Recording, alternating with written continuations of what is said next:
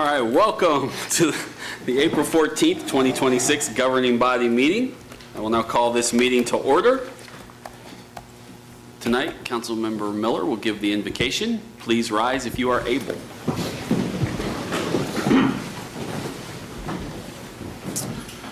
Thank you, Mayor. For the second time this month, it is my pleasure to introduce Pastor Delmer Allen White, who currently serves as senior pastor for the new Mount Zion Missionary Baptist Church, and has done so since 2014. As a young child growing up at Antioch Baptist, Pastor White was the one who made religion interesting for me and has helped me keep my faith in full-fledged ever since. His wife, Carmen White, and their kids, shout out to my dog, Courtney, were also important to me in that time. One of his honors of note was that he received an award for Who's Who among young gifted clergy. I won't mention or ask him to tell us when he got that award, but we can just say it was recently. Okay? Thank you for being here, Pastor. You got the floor.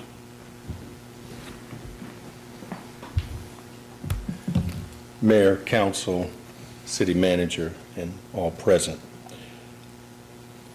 Almighty God, we humbly come before you seeking wisdom for today's local government meeting. We lift up our city council, school board, other legislative bodies striving to steer our public institutions in the right direction. Bless our officials, bless them with wisdom, insight, compassion, and understanding. Let the deliberations of this body stir thought-provoking ideas that positively shape our local government. As we embark on this journey, may your guiding hand be evident in every decision they make.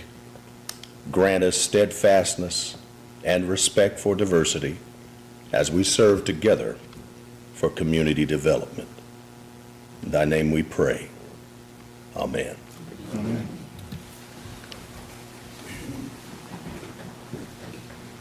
I pledge allegiance to the flag of the United States of America and to the republic for which it stands, one nation, under God, indivisible, with liberty and justice for all. All right, the clerk would take the roll. Mayor Duncan. Here. Council members Hiller. Here. Valdivia Acala. Here. Ortiz. Here. Banks. Here. Kell. Here. Miller. Here. Bradbury. Here. McGee. Here. And Hofer. Here. Okay, we have 10 present.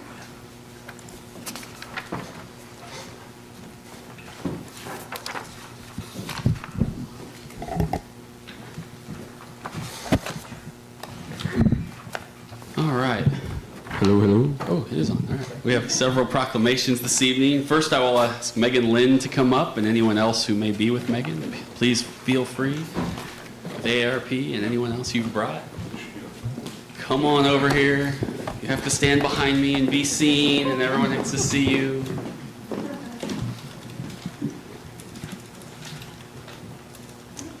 All right. So this month is Fraud Prevention Month. Proclamation by the mayor. Whereas Americans lose billions of dollars each year to fraud, with older adults disproportionately affected, making prevention, education, and strong consumer protections more important than ever. And whereas the Federal Trade Commission estimates fraud losses in 2024 were as high as $196 billion nationwide, with up to $81.5 billion stolen from older adults. And whereas older adults who experience fraud have a life-changing amount of money stolen from them, average of $83,000, 4 times that of the average across all ages. And whereas older adults are often affected by fraud when they are no longer working or already financially strained and unable to recover the money that was stolen. And whereas public awareness and education are critical in helping consumers recognize the common red flags of scams and keeping them informed about emerging fraud trends. And whereas our communities, which include nonprofit organizations, law enforcement, and public officials, are working to strengthen consumer protections, provide victim support, and advocate for stronger measures to prevent and prosecute fraud at the local, state, and federal levels. And whereas preventing fraud is a shared responsibility, and increasing awareness during Fraud Prevention Month empowers all Topekans, especially older adults, to protect themselves, their families, and their financial security. Now, therefore, I, Spencer L. Duncan, Mayor of Topeka, Kansas, do hereby proclaim the month of April 2026 as Fraud Prevention Month. I encourage all Topekans to learn the red flags of scams and to support the community and advocacy efforts that help prevent scams, protect consumers, and assist fraud victims in the city of Topeka, Kansas. With that, I will let one of you come up here and say whatever it is you'd like to say. We just wanted to thank the mayor and the city council for recognizing how important it is to educate the public on fraud prevention. So thank you. Anyone else? My name is John Worzer, and I am a Fraud Watch volunteer with AARP in Topeka. If you have any local community groups who would like a presentation on fraud and scams, doesn't have to just be old people. It affects all ages. Just give Edith at AARP a call, and we'll set something up for you, okay? I will say that this year, I am now a member of AARP. Well, lucky me. So I guess I'm one of these now in this group. So thank you very much for being here.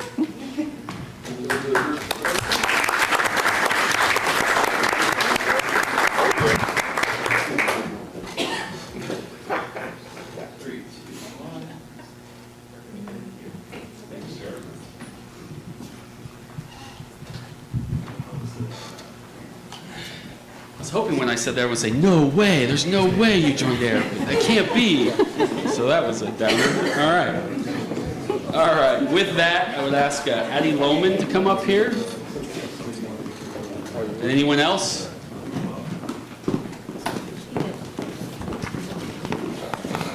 These guys are going to look really tall once they stand up here.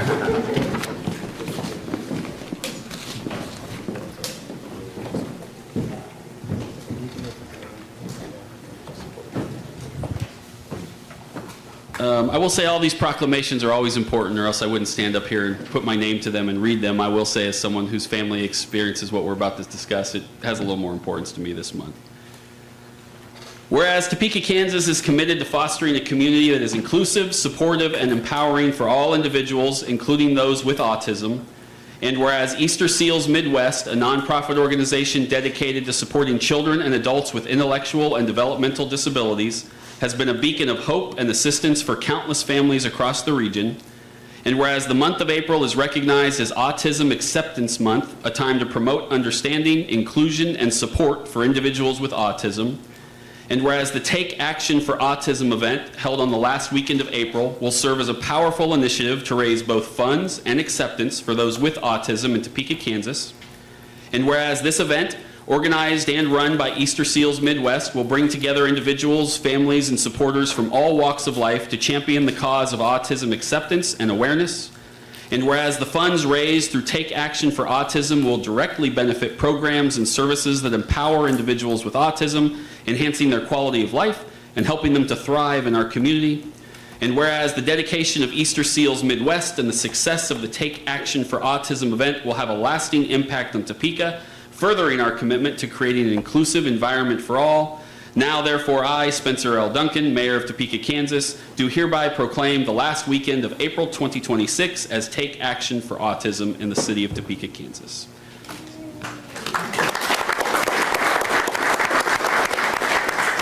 Good evening, everyone. My name is Addie Lohman, and I have the pleasure of representing Easter Seals tonight. Easter Seals Midwest is the largest provider of disability services within the state of Missouri, and we're very new to Kansas, so we're very excited to be here. But we're just creating this initiative to get out into the community and create inclusion and awareness for individuals with autism. And so we ask you all to get out and take action for autism the last weekend of April 24th through 26th. And thank you all so much. Just one thing to add. Thank you to Topeka for hosting and being where we have done the 3rd annual Autism Summit here in Topeka, Kansas, and it'll be taking place tomorrow at the Bishop Professional Development Center. So I really thank the Topeka community and the Topeka Public Schools for that partnership. So thank you. Thank you. Thank you very much for being here.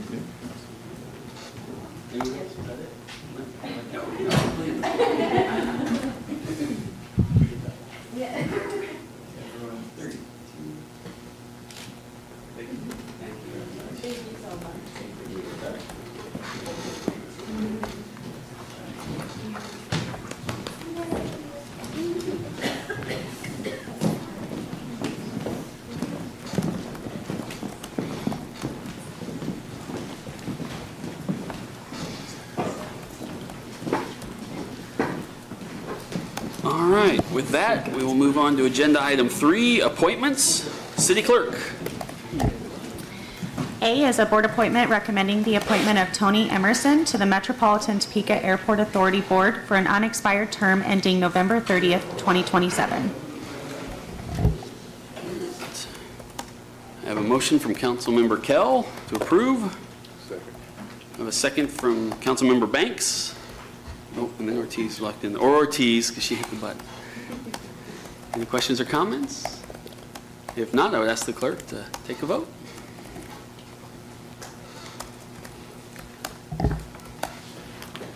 And Councilmember Valdivia-Akla, what will your vote be? Yes. The mayor does not vote on this one. We have 9 yes, the motion carries. With that, I believe former Councilmember Emerson is here. Do you stand up? Thank you very much for willing to serve. Thank you.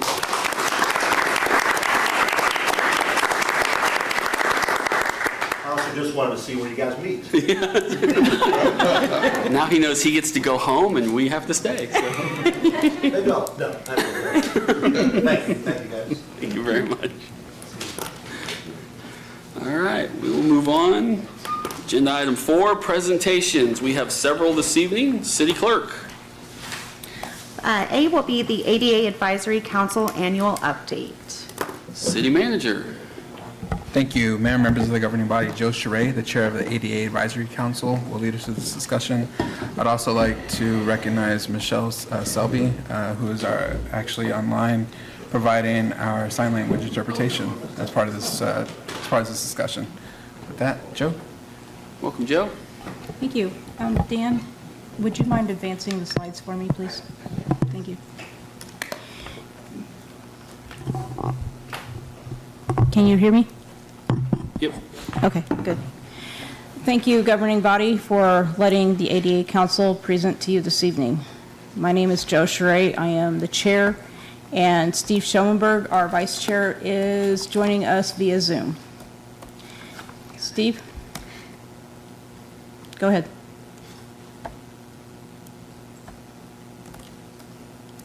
This is Steve here. Good evening, everybody. This is Steve Schoenberg. I'm the Assistant Vice Chair. And our goal tonight is to advocate for civil rights, full inclusion for those in the city of Topeka, and all of those who have disabilities, improve community awareness and recognition for people who have disabilities, and provide access and accessibility for buildings, projects, services, activities, and work. And for all people to have, being able to have equal participation in everyday life within the community.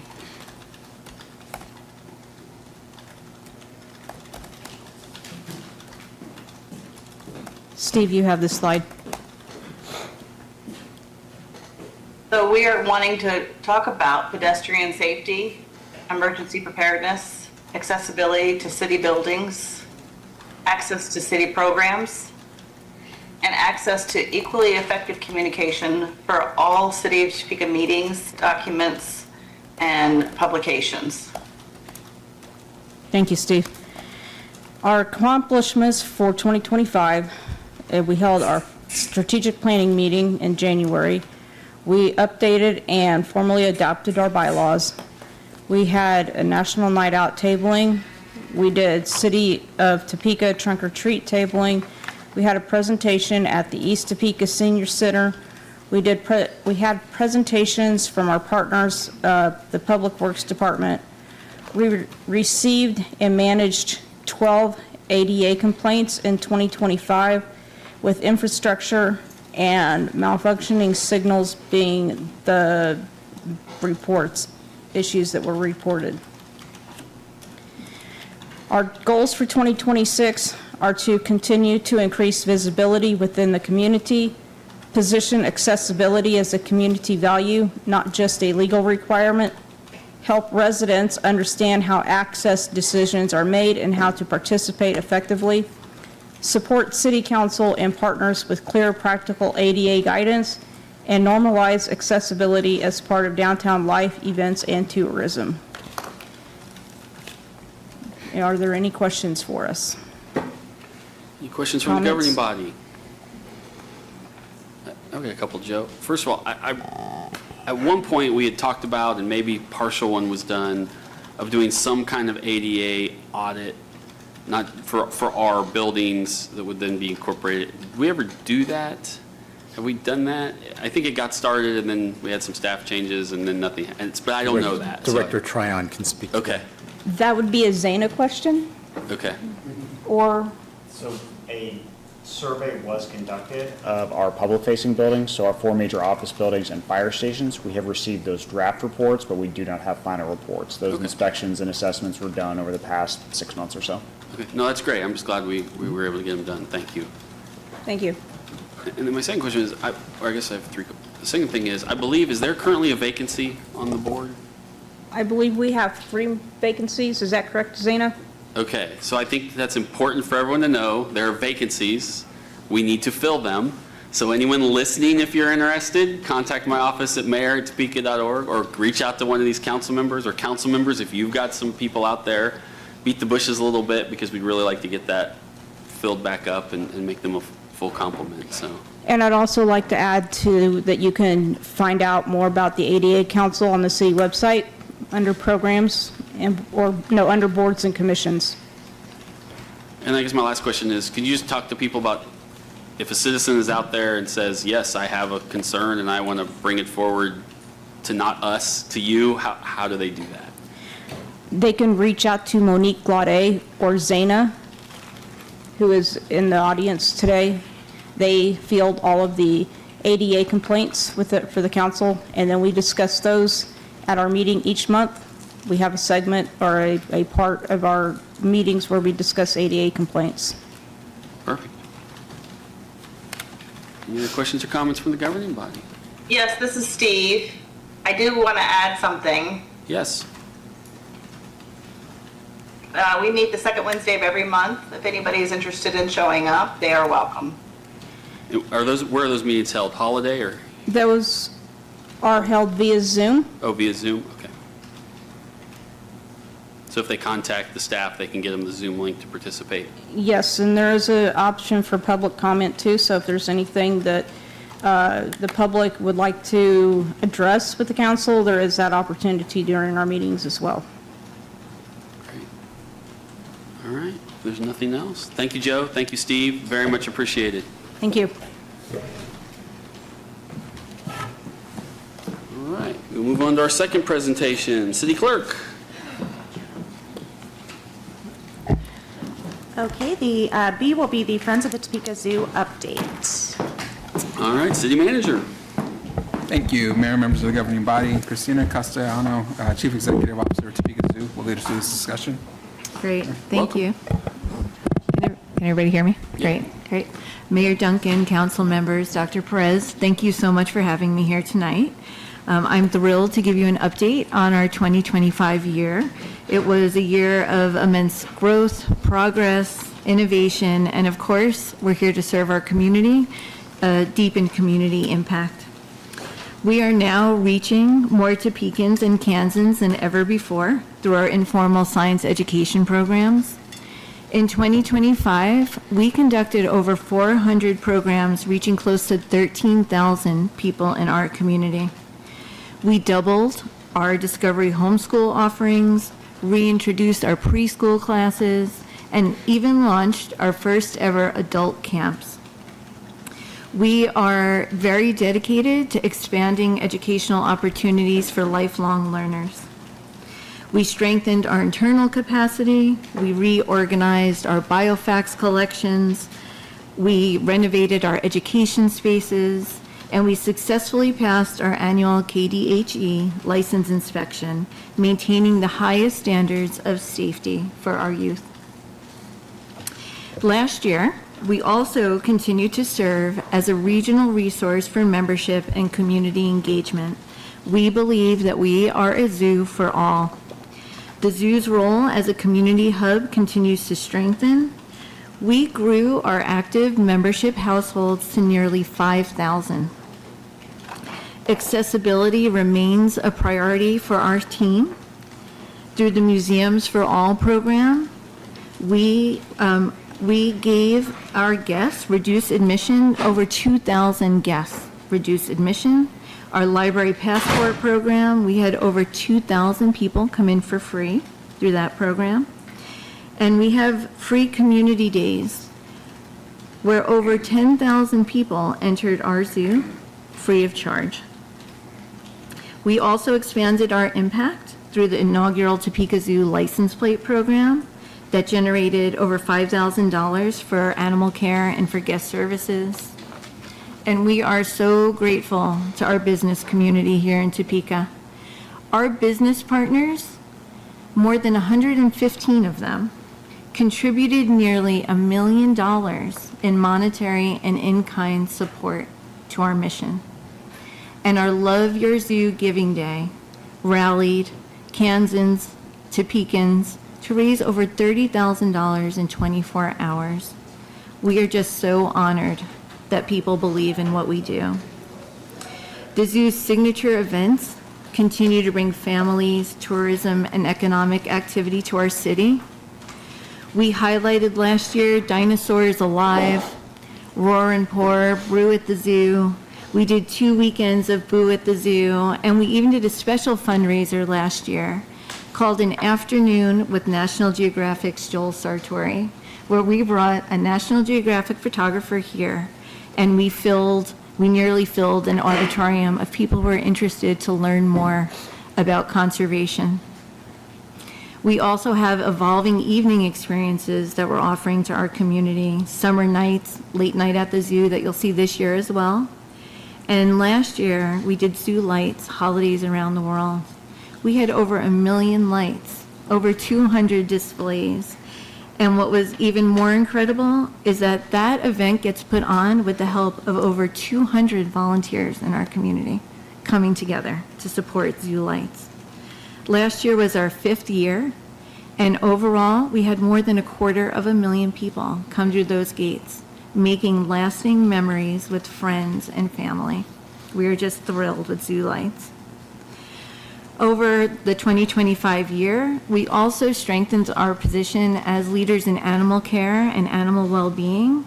We welcomed 17 new animals to live at our zoo, including cheetah, orphan black bear cubs, and an orchid mantis, which is a really cool insect. I have to throw that in there for staff.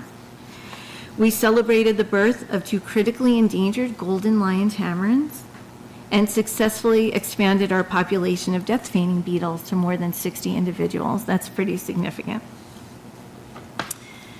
We are also home to 2 exceptional senior animals. We feel very privileged that we are known for caring for seniors. The oldest llama on record at age 29, potentially a world record. We're trying to get Gertie into the Guinness Book of World Records. And the oldest living lion within our Association of Zoos and Aquariums at 21 years old, so the oldest lion in North America. These accomplishments highlight our zoo team staff, the dedication, their commitment to high quality animal care for the littlest animals, the largest, the youngest, and also the elderly. We are so proud of our team. Our conservation programs elevate Topekans and Kansans as a leader in global wildlife protection. We participated in 20 programs that work at the forefront of endangered species conservation. We are proud partners with our local Blind Tiger Brewery to support a ranger in Sumatra, boots on the ground protecting one of the world's most endangered species. Locally, we lead the effort to recover black-footed ferrets. And within our community, we lead programs for pollinators, clean waterways, and we support our local ecology. In 2025, we funded 19 new monarch way stations and expanded 9 existing ones, which created an additional 6,000 square feet of new habitat across Topeka and Shawnee County. We also celebrated 10 environmental awareness days and conducted 5 major cleanups at Kaw River State Park. We make sure that we get our boots on the ground and in the field. And we're so proud of our impactful community support initiatives.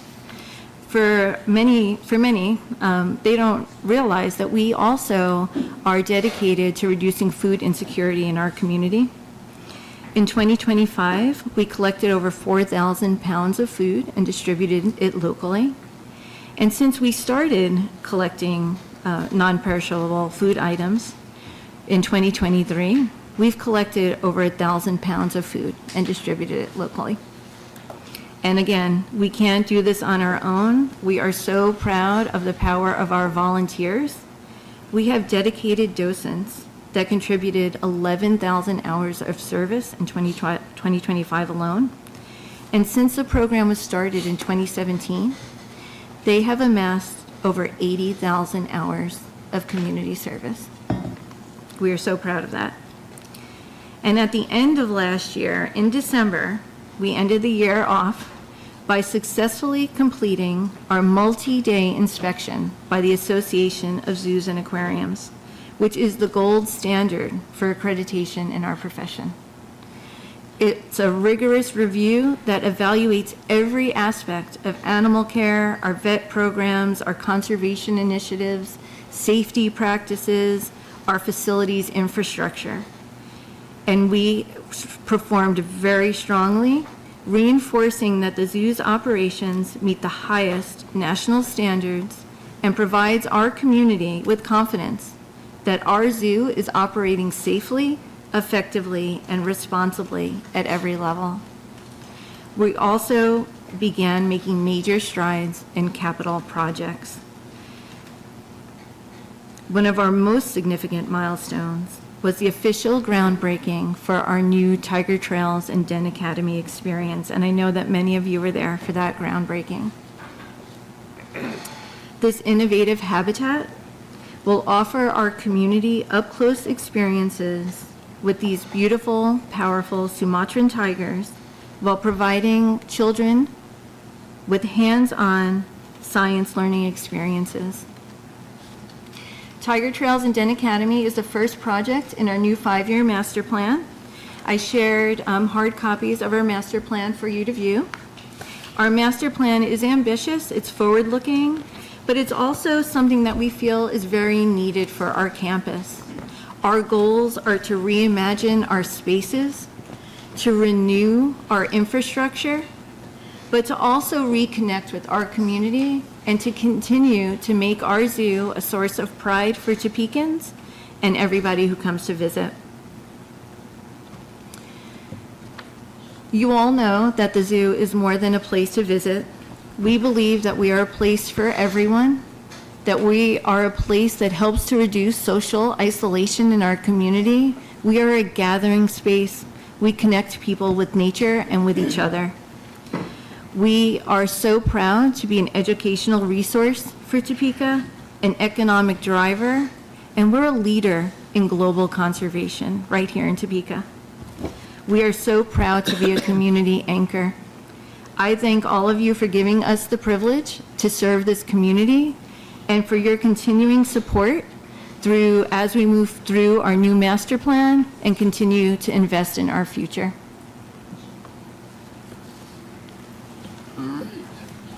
Thank you. Oh, it's not. All right, Councilmember Kell. Just wanted to comment on, as you talked about the elder animals that are there. I think the staff there does a great compassionate cause there. you'll see on the news, and one of the animals passes or has to be put down, and people are like, oh, that's where animals go to die. If you actually look at the age of the animals to what their captivity age or even their wild age life expectancy is, lots of times exceed both of those. So I believe they do an amazing job on taking care of especially the elder animals. And I know there's some there at the zoo now that my daughters grew up with. So I just love going back and seeing the ones I knew that I've seen my daughter's whole life, and it's great to see. Speaking of things that are no longer there, the gorilla exhibit. Yep. Is there any plans to get a new gorilla or gorillas, or is there any plans to do something with that exhibit space? Absolutely. So you'll see in our new master plan, our third project, which we've just launched our fundraising campaign for, is called Discovery Forest. And Discovery Forest, that name is a play on our past with discovering apes. We will tell that story. And it also marries our building now, which is called the Honest Forest. So we're going to tell that story of apes as we move forward. But when you look through the booklet, you'll see that we have big plans for that building. We're going to be renovating the space for orangutans. We're not going to move that family. They do really well here at our zoo, and our staff love them, and so do our guests. But we're going to be bringing in 2 new species into that space. The first is red panda, and I always say that red panda were actually voted the cutest animal on earth. Along with clouded leopards, which are one of the most beautiful animals. So we're very excited to build on our past with great apes, but also to move into a new space where we're bringing new animals to our community, young animals that we hope we can participate in the breeding program as well. And then one more thing. I brought this up to staff at a few different events. I would like to see an aspect of, as you're stepping into the future with the zoo, using social media as an avenue to help with enrichment for the animals, because I believe if, for example, you give one of the animals a Facebook page, people get involved with it, then you start putting out posts involved with that animal, and then you get so many followers, you start now with every post making money, so now they can in essence make money to help buy their extra enrichment toys, which rolls into more videos. So it's one of those things I've looked at, and other zoos do it. And it's one of those things that you can also build that connection now with people and those animals, and you see it in other zoos where, and even here in Topeka when we had some of those baby cams going, and worldwide you build those connections where someone's now seen that animal born through the baby cam, and they live in California, and they can't wait to a year or 2 from now come to Topeka and see that animal in person. So I believe that social media would be a great aspect to be able to make those connections, especially with our younger audience that we have in Topeka. And then, like I said, you can also monetize it where it helps pay for the enrichment, which, like I said, rolls into more content for them. So, thank you. Well, I appreciate your suggestion. Thank you very much. Councilmember Hiller. Could you talk a little more about camps, both the camps for kids, what's offered these days, and also you got my attention with camp for grown-ups? Yeah, so we have so many different types of camps for kids. Our education team is amazing at staying at the forefront, making it relevant, picking topics that are that gets kids excited, whether it's around superheroes or something that's popular. At the moment, we have a young education team, and they're very connected to what connects to young people now. So our camps follow different themes, but overall, they're all about building that connection with nature, increasing that knowledge of wildlife. They're all year round. Our summer camps are so incredibly popular that they fill up within just a couple of days of when we first offer them. What was happening, though, were parents were dropping their kids off, and they didn't want to leave. And they said, this is so much fun. These kids are learning so much. They come home and they share what they've learned by being here at the zoo during the day. Is there an opportunity for us? And our education staff thought that would be just such a great idea. So our adult camps are taught in the same way that they are for kids. And it seems to be really popular. People will come and do it as a date. They'll do it with friends. So our adult camps are becoming more and more popular. And again, we are about lifelong learning. We want adults to keep coming back to the zoo and enriching their lives in the way that we do for children. Thank you. If you could describe just a little more, because I now have grandkids that maybe I could get here, but are those week-long, half-day summer camps and or weekends or just a class or what are we talking about in terms of It all depends on the time of year. It could be week-long camps over spring break, over the summer. It could be day-long programs. So we really can tailor them based on what people find can fit into their schedule and what that looks like. I'm with you. I have a 5-year-old son. I can't wait for him to get a little bit older so he can actually come to our camps. But there really are so many different options that really fit most families. So yeah, it could be, you can participate in long camps or short ones, and it's really up to what you think is best. Okay, well, didn't know what the variety was. Thank you. Yeah. Thank you. And we do have them all listed on our website so that you can see what we offer at different times of the year, different lengths of the programs, and the topics as well. Thank you. Deputy Mayor Hofer. Okay, I've got one question, because I keep forgetting when it is. When does Tiger Trails and Den Academy open? Yeah, we have been so fortunate with the weather. And our construction team, we're working with KBS, they have been moving right along. I was saying the other day, they were putting tiles on the roof of one of the buildings, and it literally sounded like the 4th of July with all the nail guns that were going off. They are moving so quickly. We are currently on schedule to open at the end of July. Our goal is to open on Global Tiger Day, July 29th. I have staff in the audience, they probably want to kill me because I've actually just said a day. But in actual fact, we're moving right along, and we're pretty thrilled that this summer we're going to be opening Tiger Trails. Okay, then the other thing I'd like you to talk about is Earth Day. Oh, is Earth Day. Earth Day is one of our best celebrations in that we invite people onto our campus to talk about different aspects of preserving the environment, what that looks like, how you can take local action. We're doing something really fun this year as well, along the theme of Earth Day, is we have a seasonal exhibit coming to the zoo. I believe it opens in mid-May. It's called Washed Ashore. And Washed Ashore are 6 sculptures that we're bringing to Topeka. And the sculptures are made out of plastic that was washed ashore on beaches. And volunteers collect it, and they make these sculptures. We were really fortunate to have so much support for Washed Ashore that instead of having these 6 sculptures at the zoo, we actually offered them to different locations in Topeka.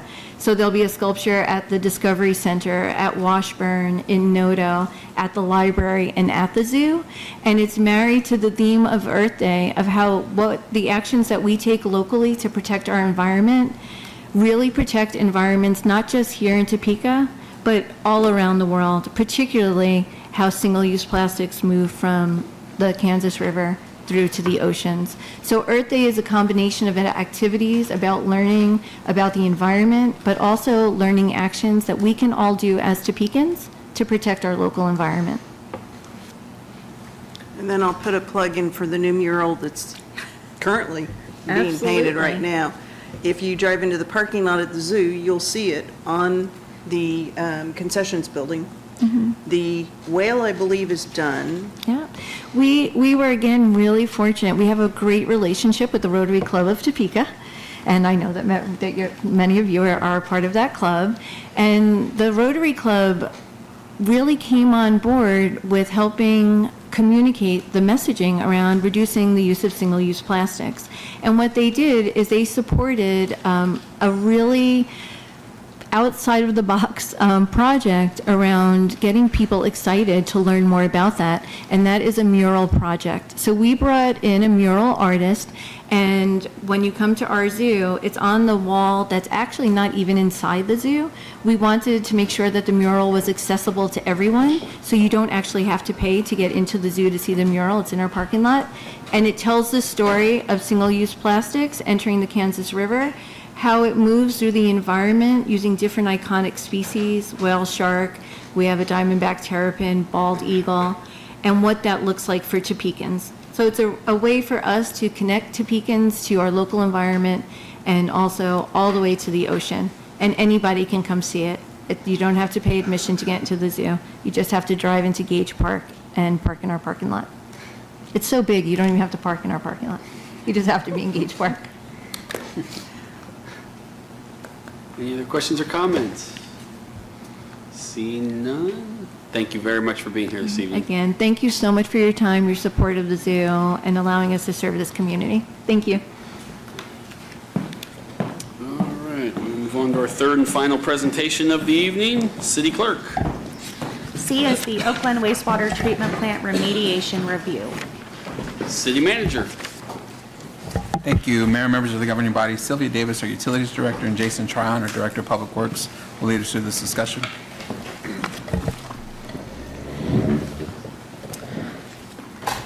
All right, good evening. Tonight, we just wanted to do a quick overview of an incident and resulting actions that happened at the end of last year and beginning of this year. Diving right in, as background, I've advanced one slide to, give me back. Okay, as background, on December 6th, there was a large sanitary sewer overflow from a digester out at the Oakland wastewater treatment plant. That same day, that was a Saturday, that same day, utilities called in Chavez Restoration to initiate emergency services cleanup work for us in accordance with ANSI standards for professional water damage restoration. The next day, they came to do an inspection, and then December 8th, we called them back to perform final cleaning efforts, minimize odor, in an effort to minimize odors that staff were experiencing and conclude the mitigation efforts at that time.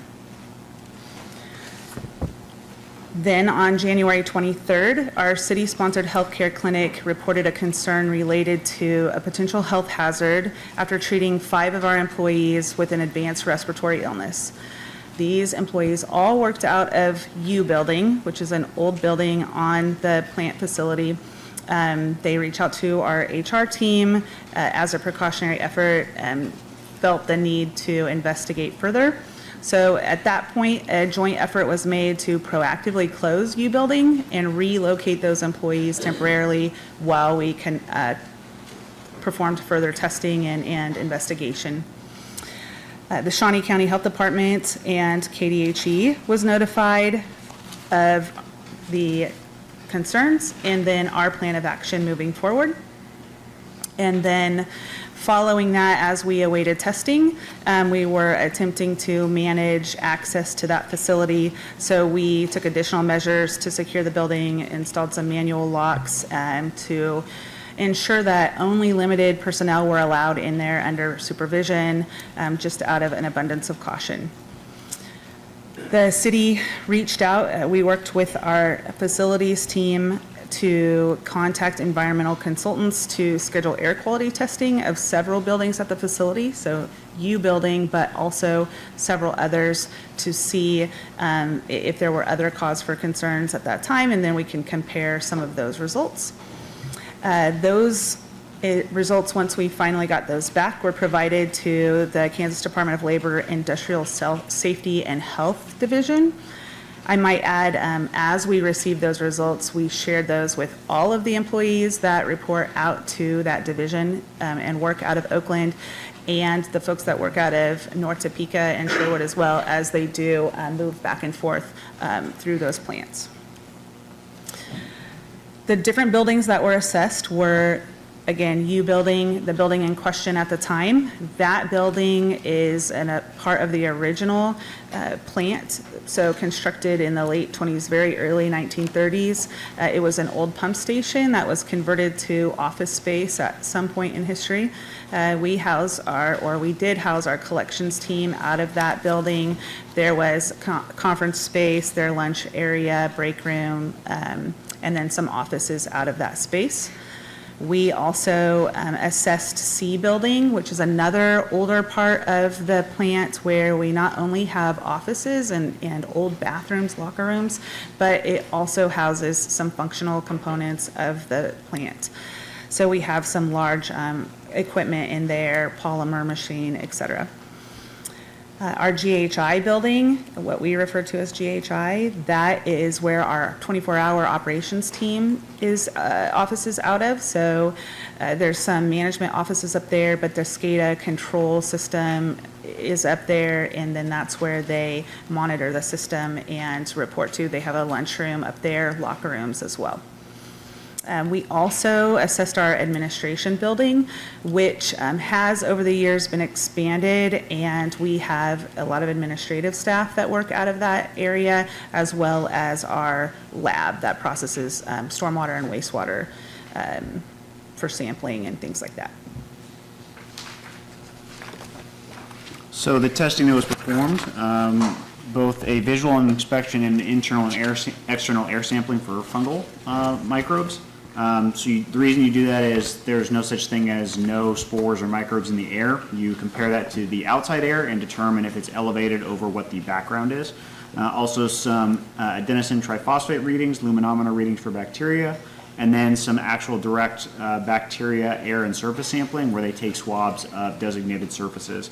You've all been provided copies of that report. Also, the representative of the testing company who performed those tests is available if there's any additional questions. Some of the key findings, we did see that there was some fungal growth and some bacteria in areas that corresponded with moisture. Emphasis being that these are aging buildings, that infrastructure does have some damp and dark environments, places where it is conducive for those things to happen. We did see elevated fungal levels in multiple buildings, including HVAC systems, like on some of the registers and ducts, walls, ceilings, mostly due to elevated moisture and, again, aging infrastructure, and also some elevated ATP levels and bacteria that was above thresholds that are considered clean. There is no exact threshold for what is considered elevated or dirty, depending on the environment you're in, but we did see some areas that had higher counts than are considered normal. These included both areas that were directly affected by the backup, but then also other surfaces within the building, specifically in some high-touch areas like handrails, break rooms, microwaves, things of that nature. All of that indicated to us that we had some gaps within our cleaning and hygiene program. So the actions that were taken, first of all, U building has been closed and will stay closed indefinitely. So as you know, that building was already scheduled to be mothballed. We were in the midst of a renovation to move all the staff out of that facility.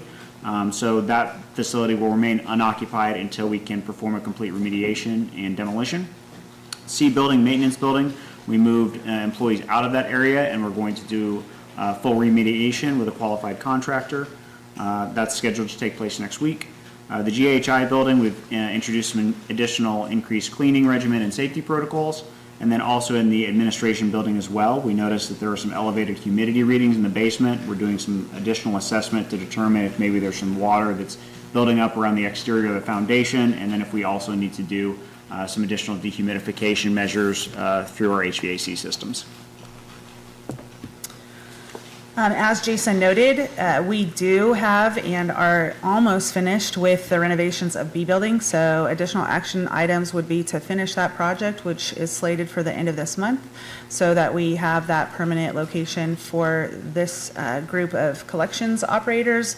And then, since we've had to temporarily move those maintenance mechanics out of C building, we have some additional space there for them that they can move into, because right now they're reporting to our North Topeka plant. So at least that will give everybody a little more local reporting space, and we are very excited to show you the results of that building expansion. Staff are excited to move into that new facility there. Once we complete that and get everybody situated and finish the mold remediation out of C building, we will do testing on occupied buildings out at our North Topeka plant. Again, an older facility, much newer than Oakland, but still old, and we want to assess that as well. If we have other facilities, for instance, out at the water plant, we will plan to test those if we have some that have some of the same characteristics. We are also partnering with the Industrial Safety and Health Division of the Department of Labor. So we had planned to review our PPE requirements, our standard operating procedures, but we're going to be working with the Department of Labor so that they can help reinforce the expectations and the need for increased general hygiene practices, such as how often are we cleaning surfaces, how often are employees advised to wash their hands, things like what kind of gloves are they or should they be wearing, face masks, things like this.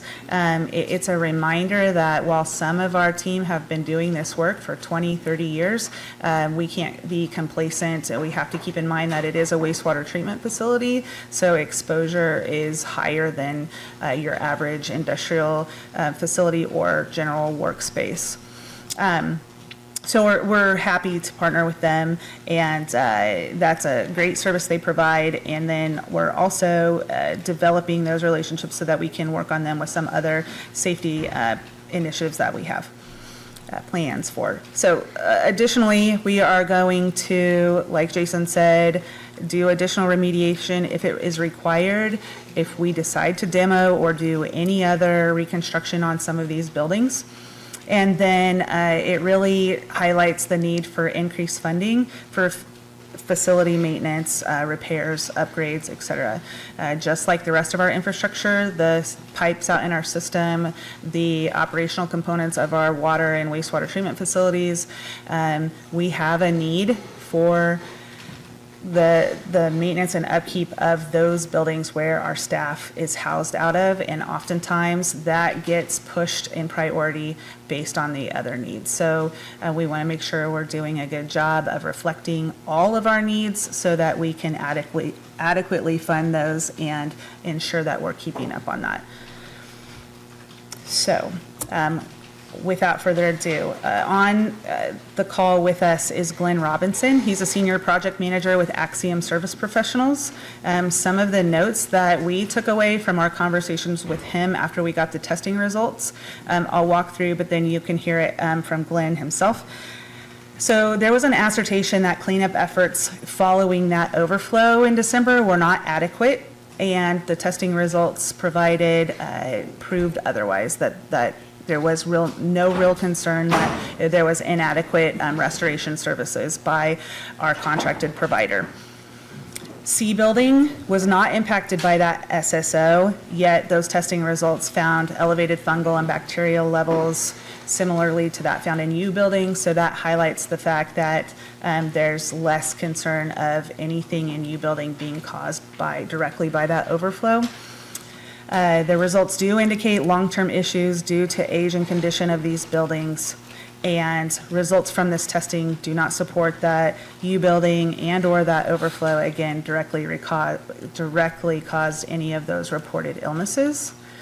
We have advised all of our employees that if there are concerns, they should feel free to take these reports to their medical providers, their doctors, share them with them, discuss those results, and as with all the communication that we've put out since this has happened, advise them to reach out to our risk management team and HR if there's concerns of a workman's comp claim, et cetera. So with that, again, Glenn is here. He can introduce himself and his credentials and then answer whatever questions you all might have.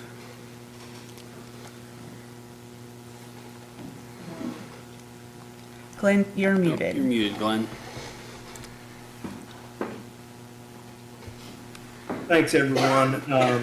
Yeah, I'd just like to say I've spent my majority of my career, I started out with Burns McDonnell Engineering in the environmental consulting division.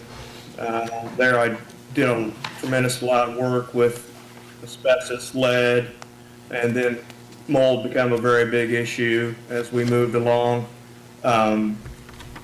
This is something we do quite a bit of at Axiom, mold, bacteria, and so forth. So when I arrived on site, there was a sense that maybe the cleanup wasn't sufficient in the U building, and some of our testing in the actual areas where that occurred really showed that it was actually fairly successful.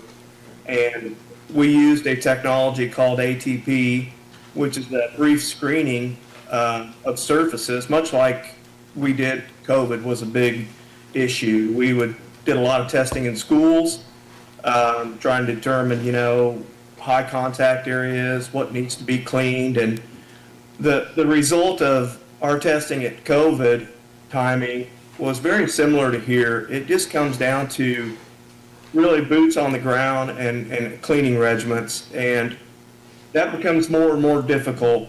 What we did in 1930s is not what we are doing today. And I think it's important to understand that bacteria and mold are everywhere, but what we're finding are some molds that are indicative of long-term high elevations of moisture. We're seeing some bacteria that are potentially antibiotic resistant. These molds and bacteria will evolve like we do over time. And I think that's what we're looking at tonight is the severity, if you will, or the significance of some of the things we found. And with that being said, I think our speakers have kind of notated this fairly well in our position at Axiom and how we felt about what we've seen. So. All right, thank you for that. We'll now take questions from the governing body. Councilmember Valdivia Alcala. Thank you, Mayor. I'm going to have questions for both since I've been doing some research and some help with research. I'm going to have questions first for Axion because I think that we all know, I don't know how many of you actually went through the reports. The reports were like Greek. There's no way, unless anybody on the governing body is a scientist or a doctor, that they're going to, or environmentalist specialists, that they're going to be able to understand that. So that's what the employees were expected to understand as well. So what I'm going to try to do is the baseness of the research that I did, and I'm going to try then to ask some questions that are concerning when I look at the presentation and when I look at the paperwork that has been given to me. So for you, sir, we can see from the report that there were multiple locations tested in the U building that contained sewage-related bacteria, along with other forms of bacteria where in some cases levels measured hundreds of thousands of colony-forming units per square inch above hospital safety benchmarks. On their own, these bacteria are all potentially harmful. But what is not something covered in the Axiom report specifically, but is important to note, is what happens with the combination of these different gram-negative bacteria together and what occurs when they linger in an environment over a period of time. For our knowledge, and please make this to a level where we all can understand, what are endotoxins and the impact they have on the health of the environment, say within U building? Right. Well, often where you find mold, you will find bacteria. Mold likes to digest bacteria. You're referring to the hospital levels. That's part of the difficulty in this, Christina, is that the only published guidance documents right now are particularly developed for the hospital or the medical industry. So when we're talking about a wastewater treatment plant, it's really hard to compare that information. What you have to do is really, for us, what we try to do is look at the types of bacteria and mold that were present, and is that something that's common in our environment, or is it more uncommon? And what we found is that some of the molds and the bacteria were not commonly found indoors. The levels, they varied different, it's just like contact points. Contact points on a table may be much higher than a refrigerator handle or something of that nature. So I will say there was another statement in our report that was tested out of Dubai in a shopping mall where those counts were commonly much higher in the 150,000 colony-forming units per gram. So with that being said, there's, just like mold, right now there are really no one that is going to stick out their neck and say, this is too much. The CDC is not doing it. The state's not doing it. OSHA's not doing it. What we have to go on is just really at our point in time is the types of material or types of bacteria and molds present, and are they unusual? And in this case, with the age of the building and the structures that we're dealing with, we determined that yes, they were unusual. Okay, so I don't think you really answered my question, but let me just, I'm going to take over from here for now. What I want to make sure that everybody knows, as far as the research that I've done, when gram-negative organisms are no longer actively infectious, they release lipopolysaccharide endotoxins. Endotoxins are basically, I guess you could say, pathogenic bacteria. Endotoxin is a major driver of cough, chest, tightness, wheezing, bronchitis-like illness, flu-like symptoms, airway inflammation, reduced pulmonary function. This is a well-established occupational hazard in wastewater facilities. Importantly, workers can become ill even from dead bacteria because endotoxins remain biologically active. This is widely known to contribute to a condition and it's called occupational lung disease in wastewater utility workers. There is something that I just wanted to point out because you say in the presentation C building was not impacted by this sewage level event, yet the testing results revealed elevated fungal and bacterial levels. And I just want to point out, because I have the reports here, on building C, out of 8 of the swabs that you did in building C, and building U is what we're worried about, where people are saying that they got sick and the clinic nurse was worried or whatever.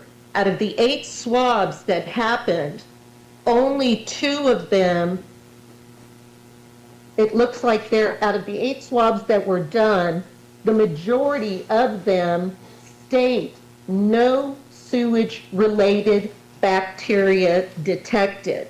So my understanding of this, sir, would mean they were different types of bacteria because the bacteria found in the U building was specific to sewage bacteria.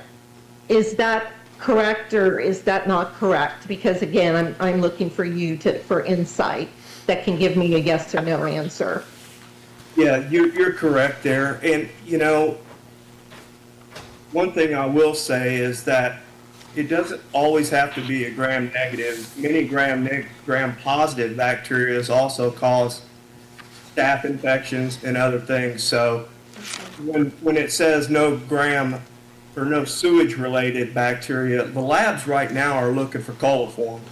That's the number one culprit. That's what they consider sewage. So if they don't see a coliform type bacteria, they'll report out whatever bacteria that is.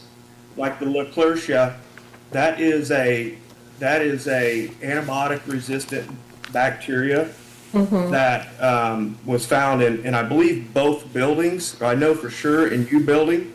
So no, I'm on board with you. I understand where you're going with that. But okay, right. So let me ask you this other question. You have said that results from the testing do not support that U building and or directly caused any reported illnesses. And you said, and I heard that you said that in a meeting with employees today.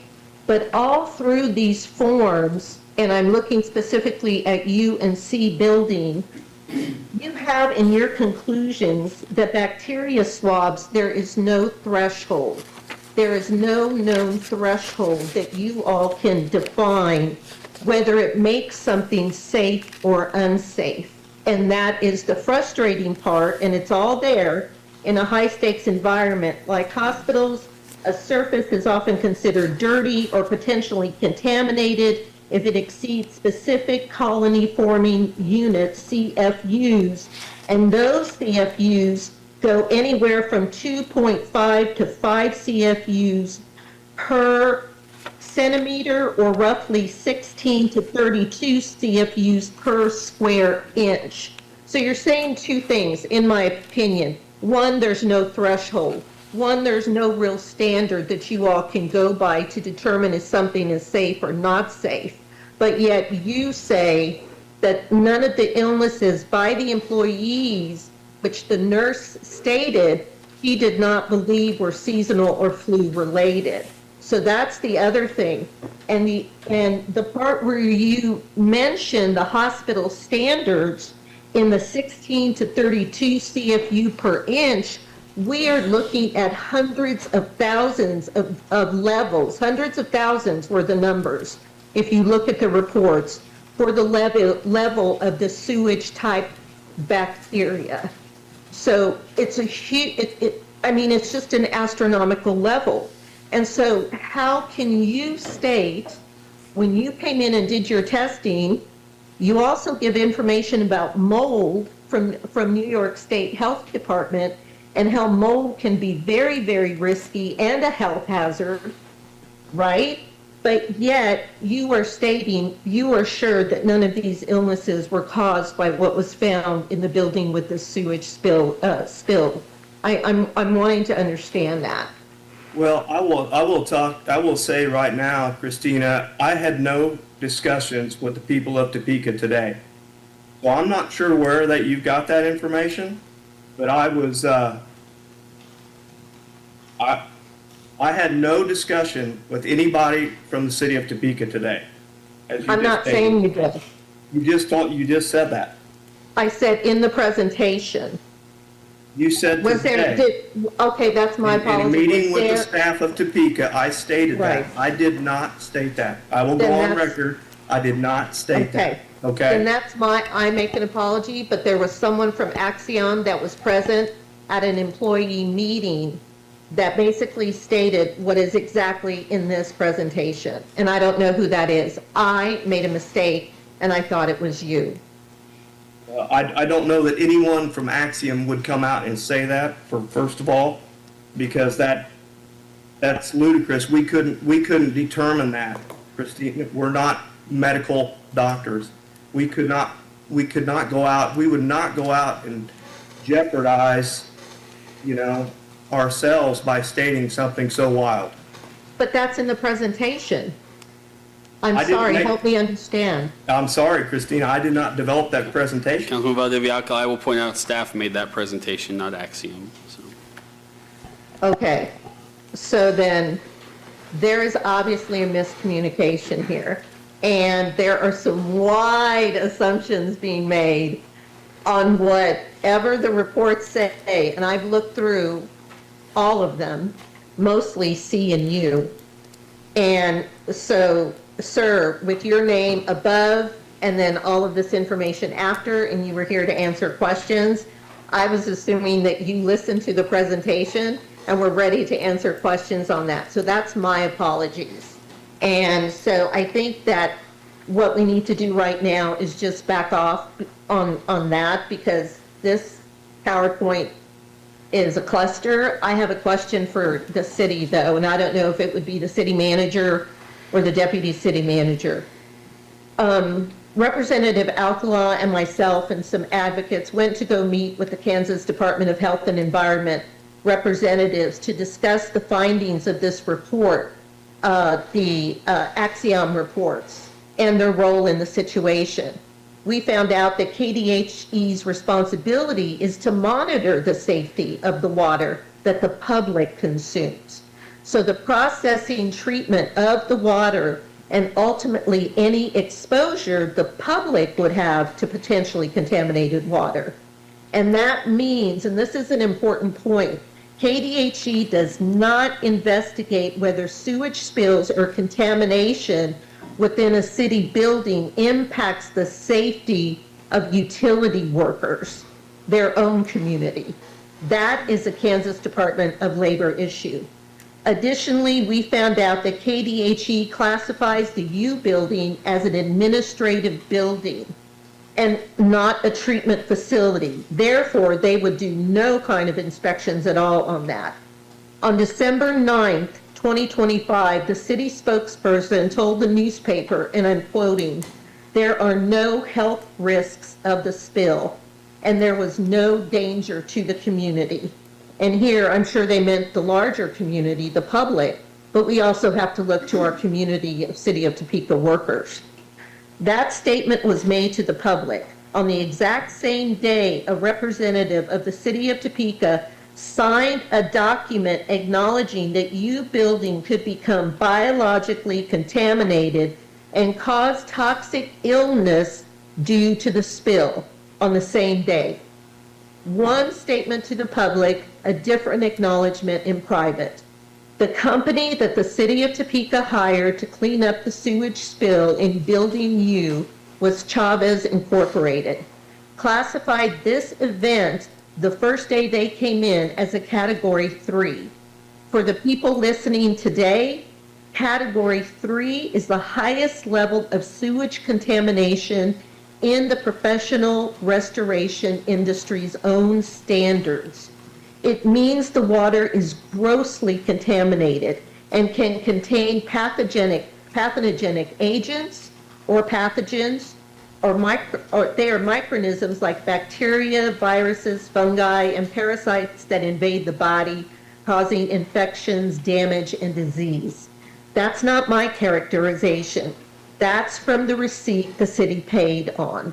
The city ultimately chose to sign a statement of understanding and release of liability, documenting that they declined full remediation steps. And I quote, Monday, 12/8/2025, and this is Chavez, we spoke with the property owner regarding the remaining steps required to remove affected materials in compliance with state and federal regulations.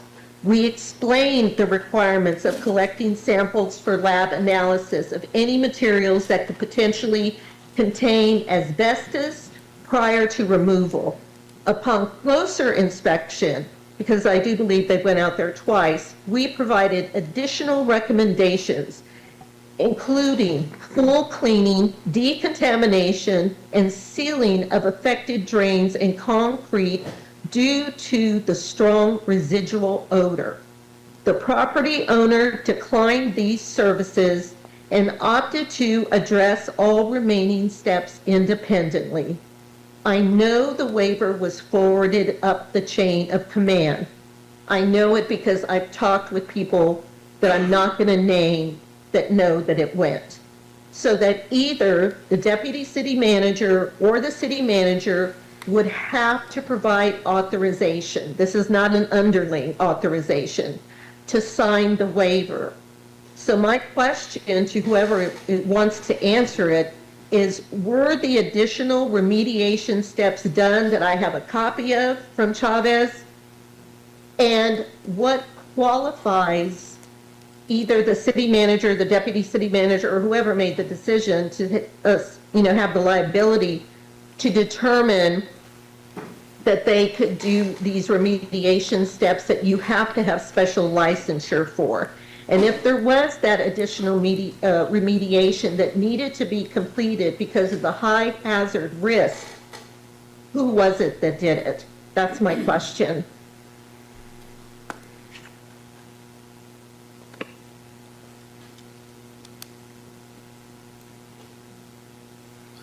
Somebody, city manager? I guess I'll take that one. Obviously, council member, we have folks that monitor these situations. I mean, immediately during the event, deputy city manager was on site. Basically, they're doing the cleaning, or not doing the cleaning himself, but overseeing the cleanup. Obviously, we brought the rest of the team on as far as the approval of who may have declined additional work. I mean, I'll definitely have to look to the team to fill in that blank.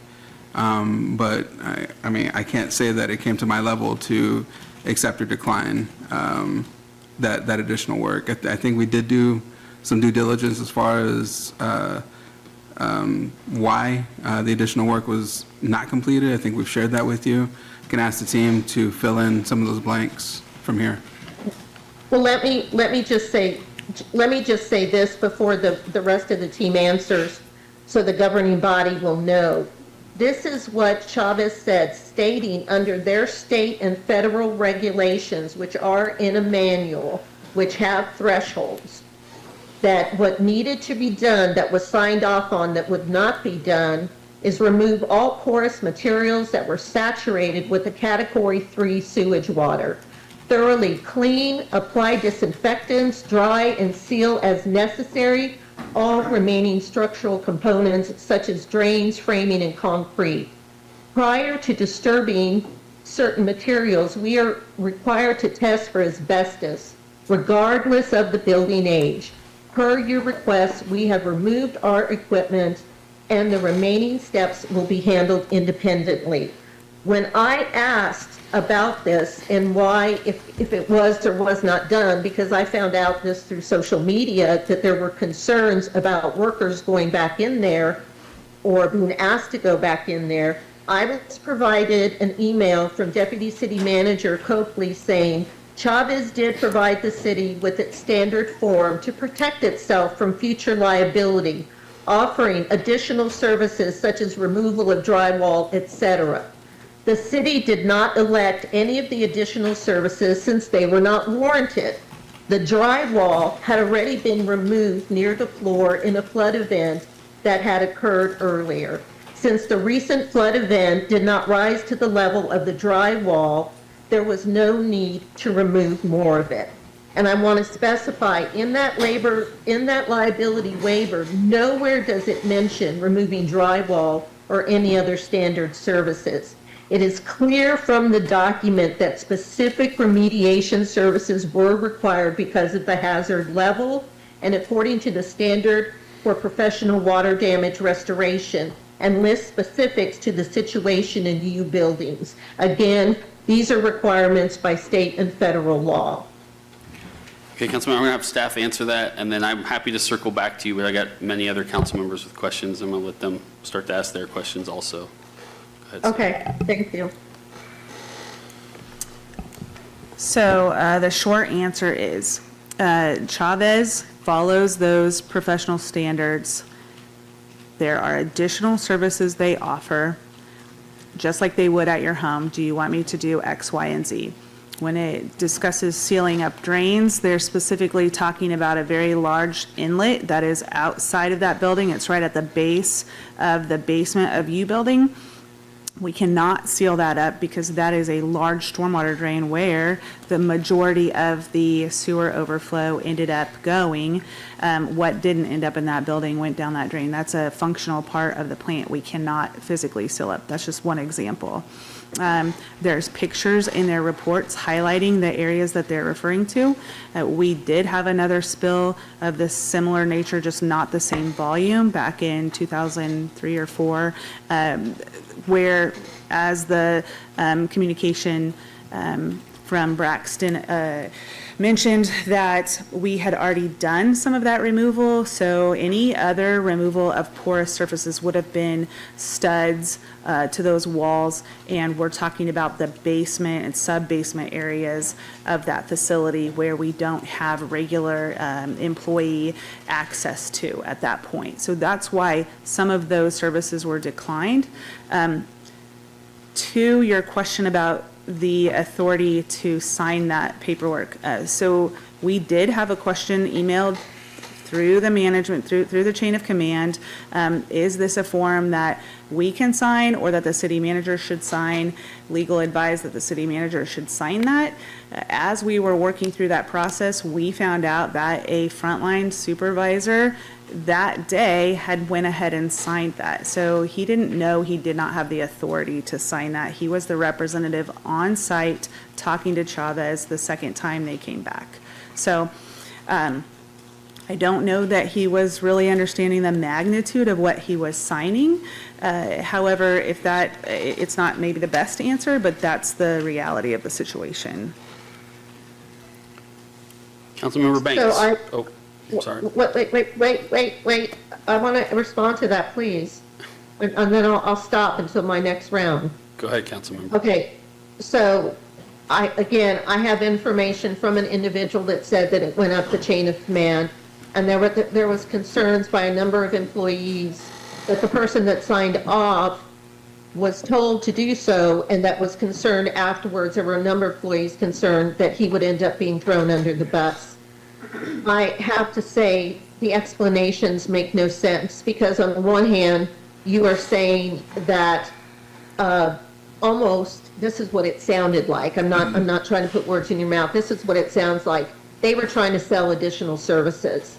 They are by state and federal regulations, and I have the paperwork of what they have to abide by. I have the link to the standards that they have to abide by, which are on that paperwork. So I do not believe, from what I'm hearing, that there was actually anything done. Mayor, I'll defer. Councilmember Banks. Thank you, Mayor. As my question is going to be to you, Director Davis. As we're sitting here, of course, we all appreciate the precautions that were taken to secure the buildings. But as we are all human and humans, and certainly those employees have to take first priority in my thoughts.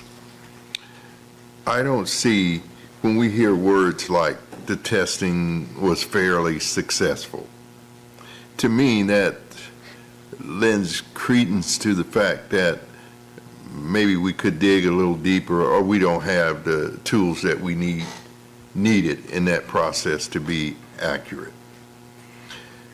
As I'm listening to all of the information that was given by Councilwoman,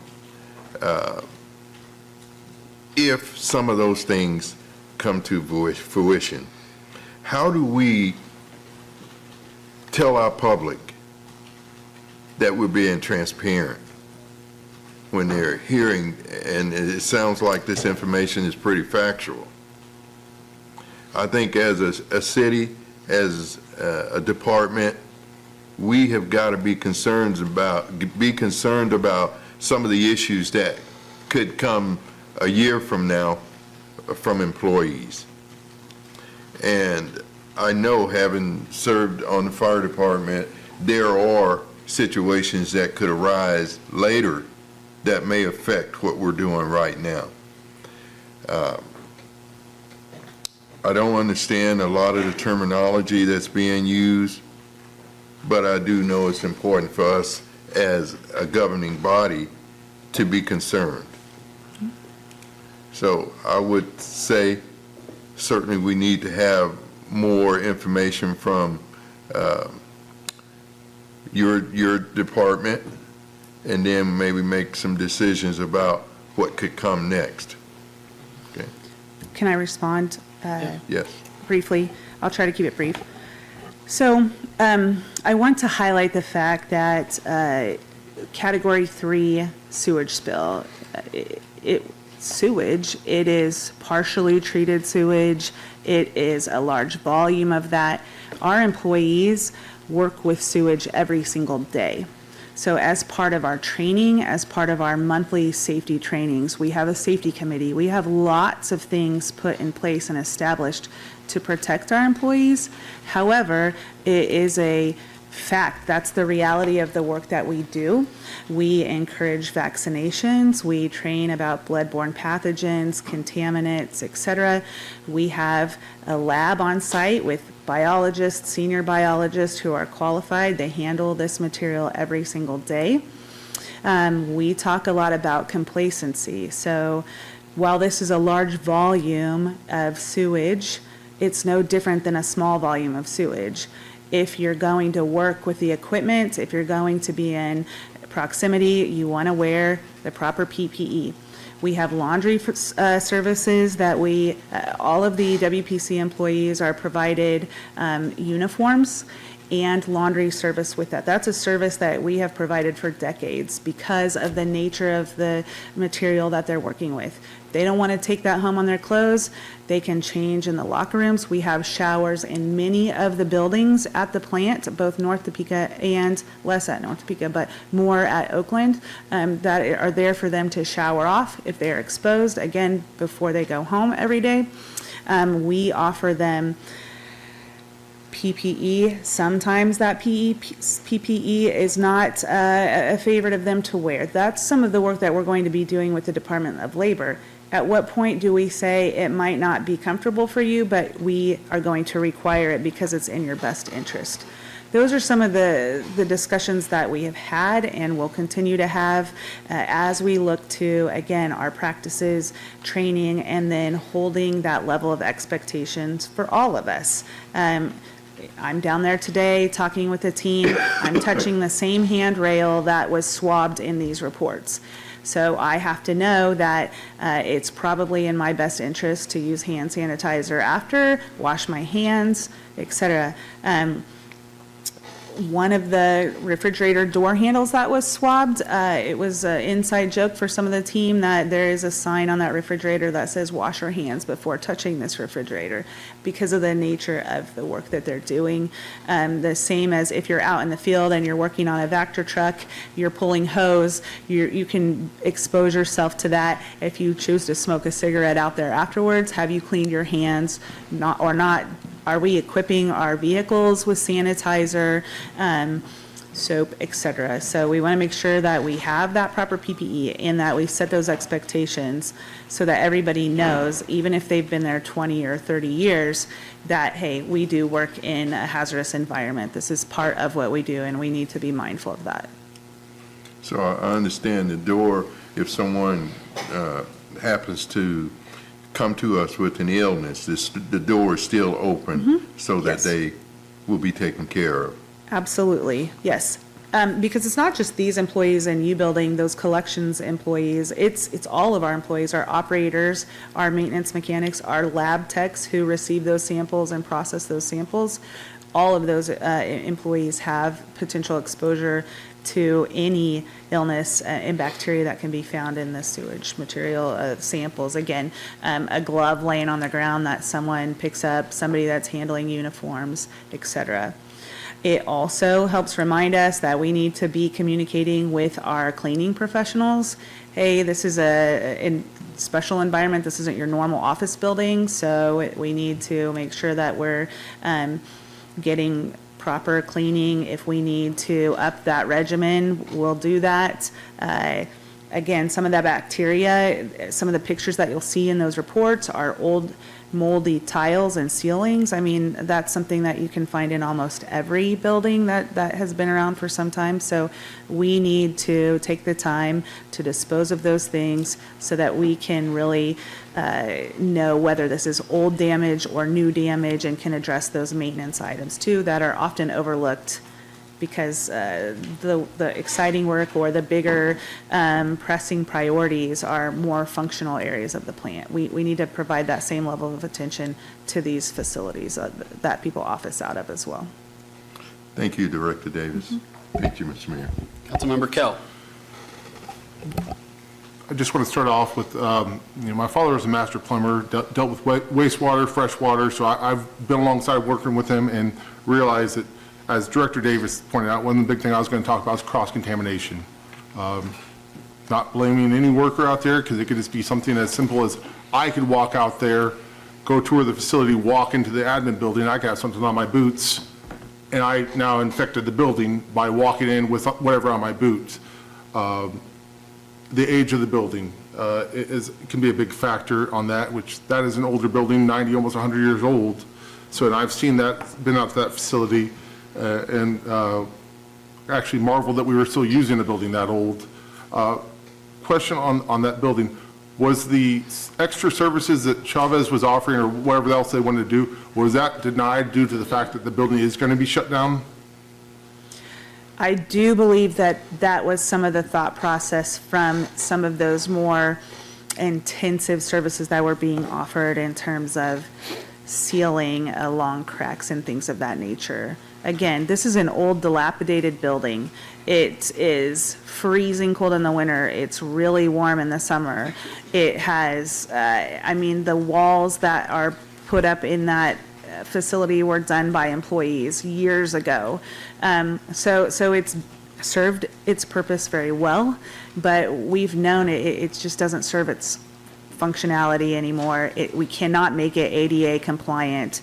So we've had plans to figure out a different place that we can move these employees before all of this came to fruition. So yes, I do think that was part of the rationale by that employee at the time to say, we're good here. You've done all of the other cleaning, that's great, but some of these other services we don't need right now. I do believe, I don't want to speak for him, but I do believe that was part of the process. Now, and he was thinking. I talked about cross-contamination. Is there any plans in place, like I don't remember when I toured the building, are there like I've worked in some food factories, there are step pans, like before you can even, like once you step into the building, you step in and it disinfects your shoes.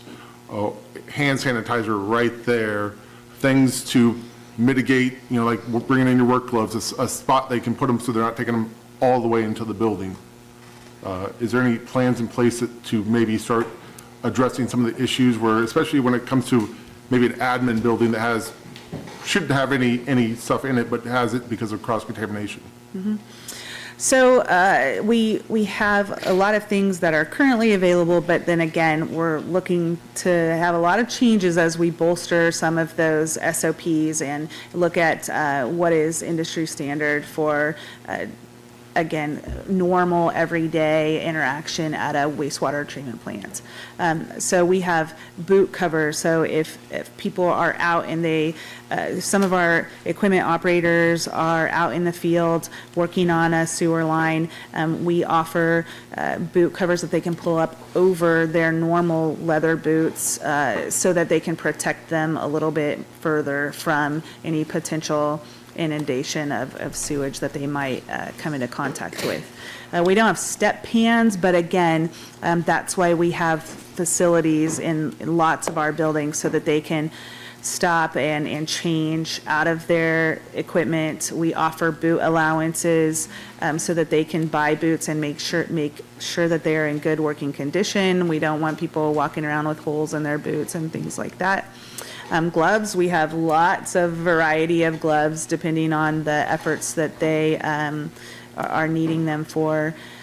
Face shields, if any of you have been out to the wastewater plant, it is not unusual to take a group of people up on our aeration basins where you might get a fine mist of water in your face that many of our employees, myself included, we have been up there a number of times, and that is treated to a level that most of us aren't too worried about that. But again, should we be required to wear some sort of shielding, those are the things that we need to determine. It's going to be painful. It's not going to be a popularity contest, that's for sure. Just like with COVID and requiring people to wear masks, it's a big change in habits, and that's some of those extra measures that we need to put into place to prevent that cross-contamination. Another example is while we provide laundry service, do we require people to use it? Over the years, we've had some employees say the soap that they use, the chemicals that they use at the laundry facility, I'm allergic to those, so they may opt out of those services, or they might get frustrated if uniforms are lost and just say, I'm going to deal with it at home. We need to make sure they're aware of those risks in doing that. Yeah, I'm not trying to downplay this at all. I feel for the employees, because like I said, I've dealt with it personally myself and worked with my father, and I just know cross-contamination can be a huge thing. Growing up with him, and I know there's several times we probably walked in the house and spread it all throughout our house. Family members that are farmers, I know I've walked through the fields and then walked right into a house before, and so a lot of this can be attributed to that. I know when Mr. Robinson actually talked about hospital grade, hospital testing standards, we have a hospital in our area that has actually shut down a floor in a working medical building due to mold. So it's not something that is a rare occurrence. It happens a lot, and we're looking at a place where, sewage happens with cross-contamination, and I'm using the example of a hospital. So it's everywhere, and it's just something I think we need to look at some of our standards, maybe looking at equipment to test with swabs and air more often, and not just in the sewage, but all of our buildings, because we don't need to be reactive, we need to be proactive. And I just know certain things that when you get in a high bacteria and mold area, as the sewage plant would be, that's something we probably need to look at a little bit more of the, like I said, the set pans as an option and other things like that, but also more testing more often. Thank you. Councilmember McGee. Thank you, Mayor. Obviously, health and safety of our employees has to be our priority, and our residents. I appreciate, you mentioned that you're doing ongoing training.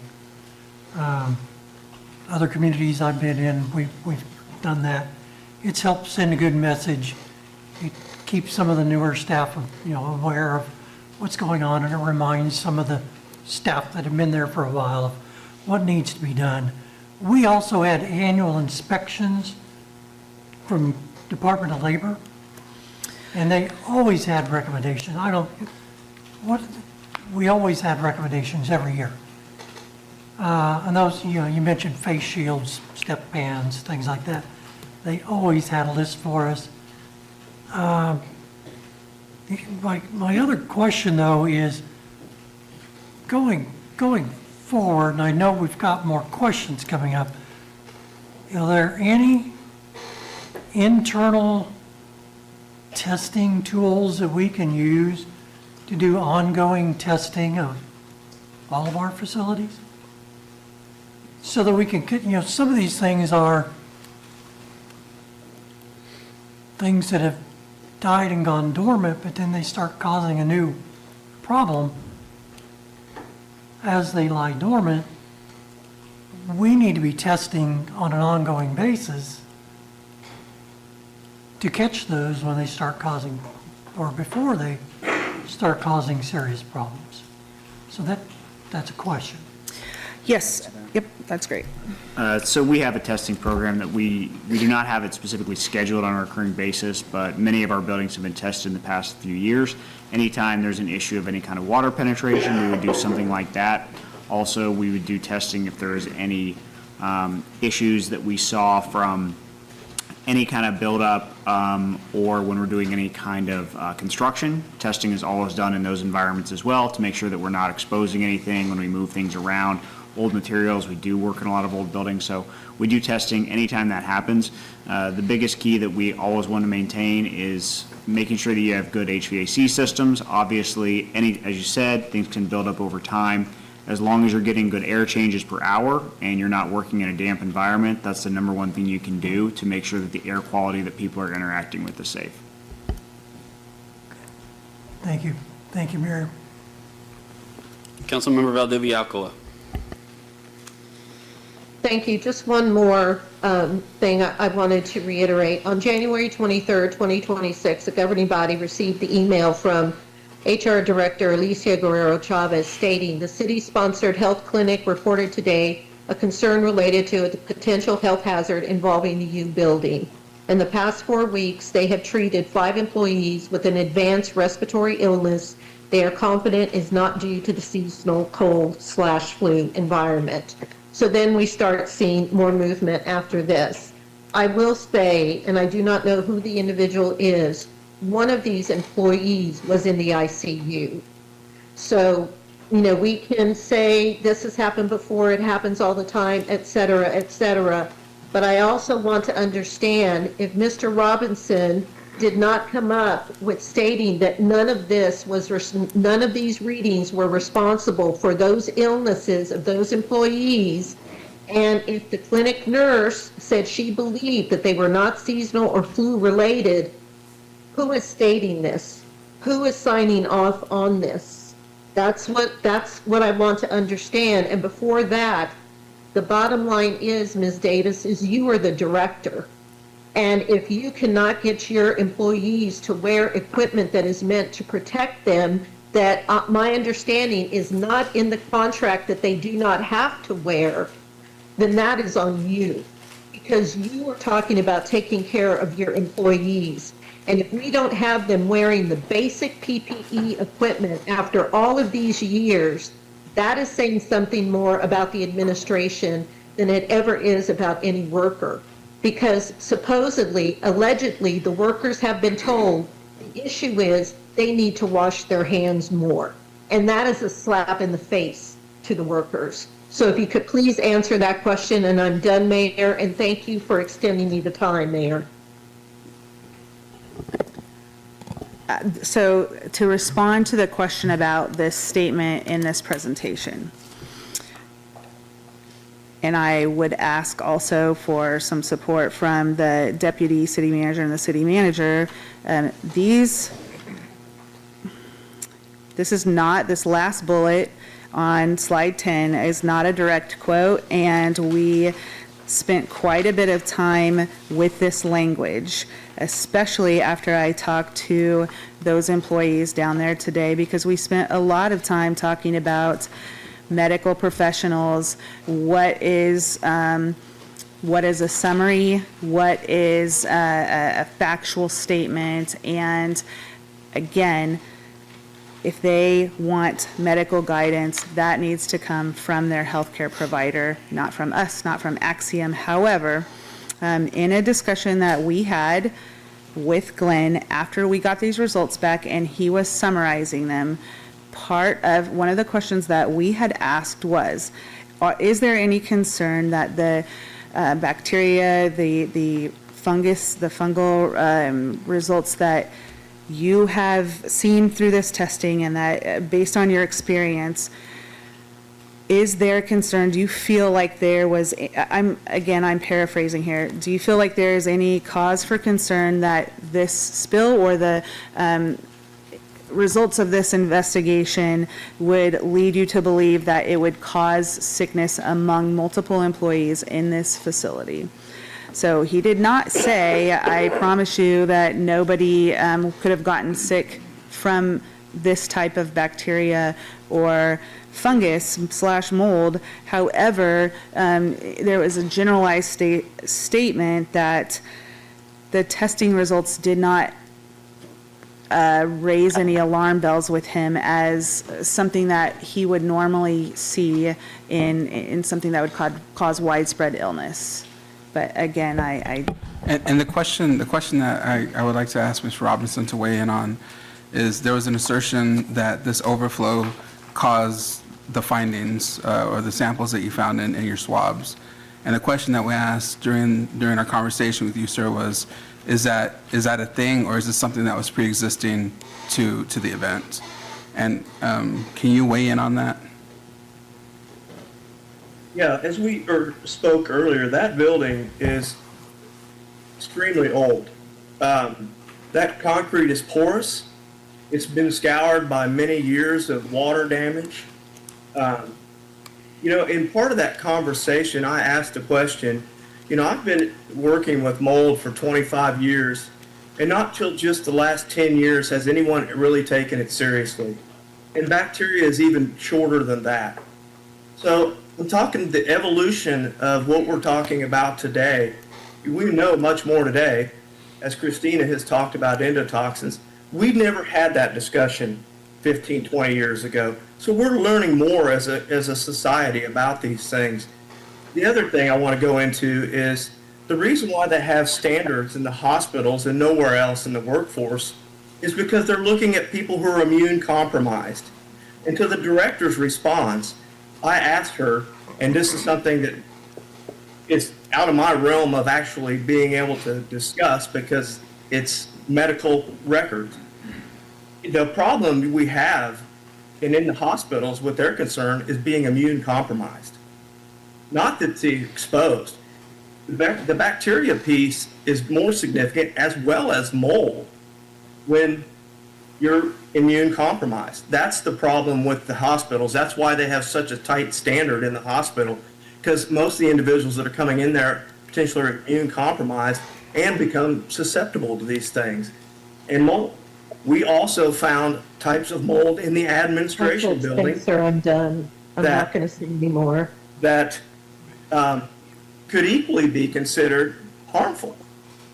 We found chronic moisture molds in the admin building as well. So, you know, and furthermore, I want to state that the sewage cleanup, the IICRC, as we talked about, that is not a state and federal regulation.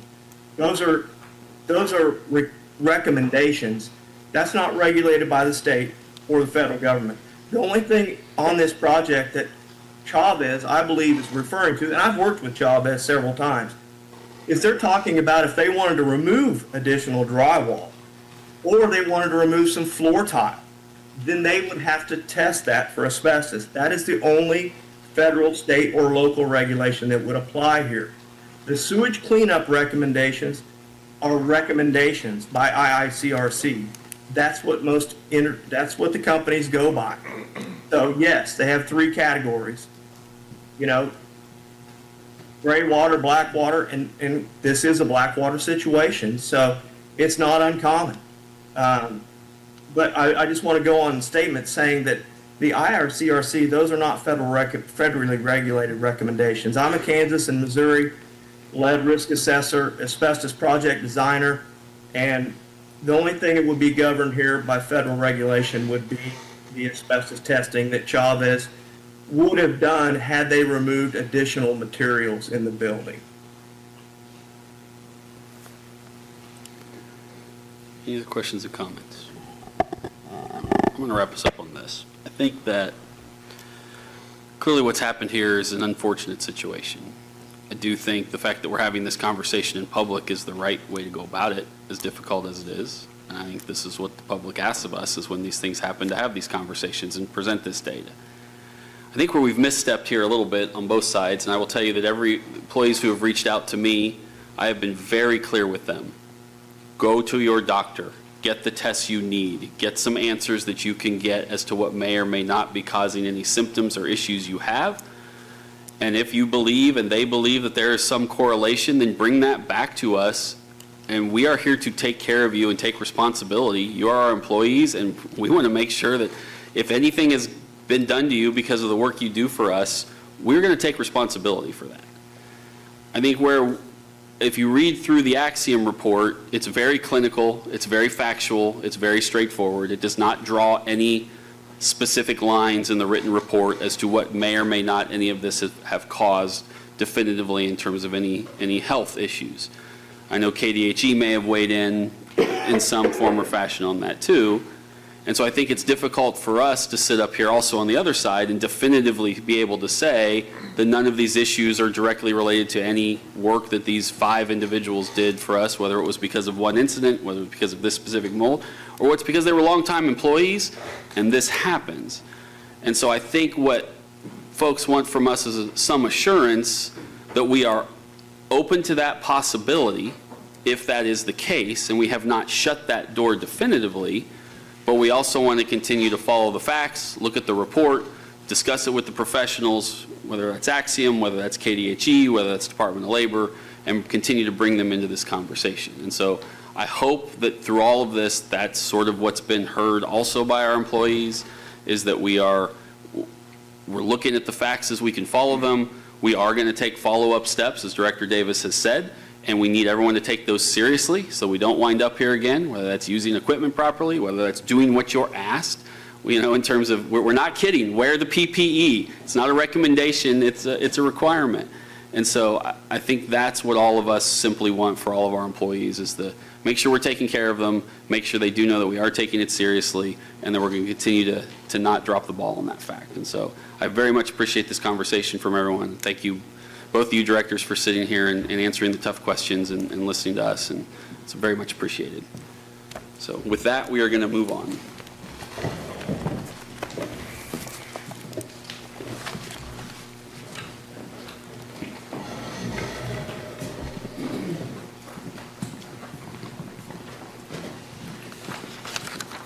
All right, we'll move on to item 5, the consent agenda.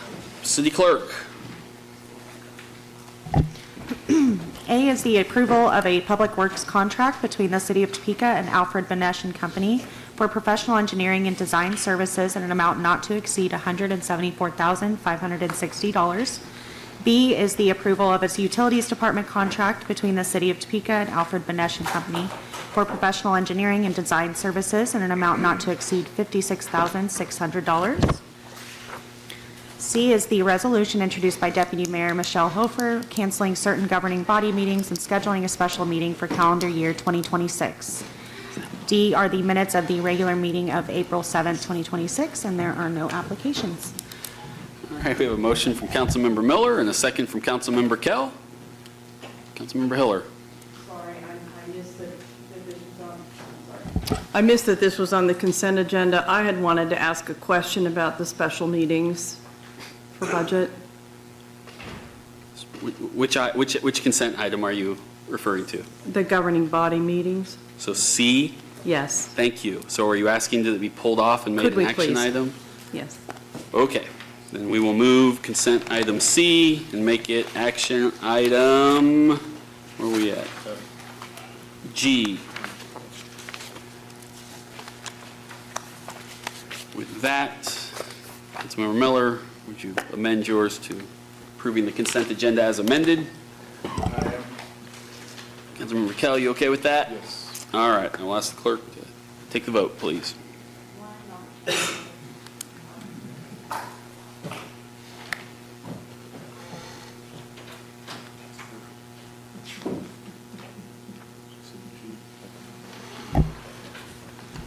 Okay, and Councilmember Valdivia Akla, what was your vote? Yes. Okay, we have 10 yes, the motion carries. All right, we will move on to action items. Action item A, City Clerk.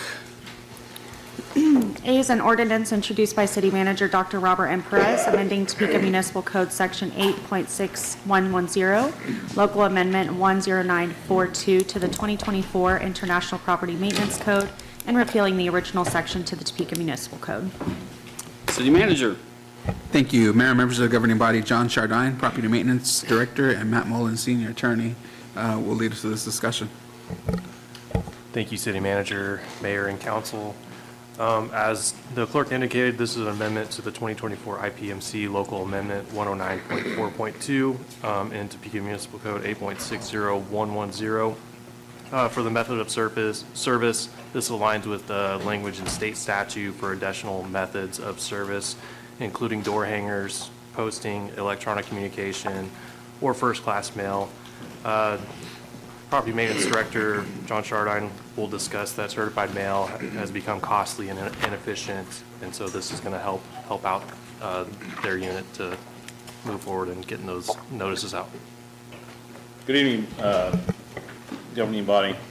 Tonight's discussion involves our current practice of notifications. Notifications required a valid method of service. Currently, our method of service is certified mail and personal service only. Since the 44 years that was adopted, we've had technology advancements that allow us to send notices via email, and our current technology with different advancements, including the programs that we use. So now we have the technology to not only create the notices, but we can also immediately send those via with the current technology that we have. This includes better pictures, more information on the notices, and enables immediate response from the recipient. So not only can we do it immediately, but there's so much more information that we could give the recipient.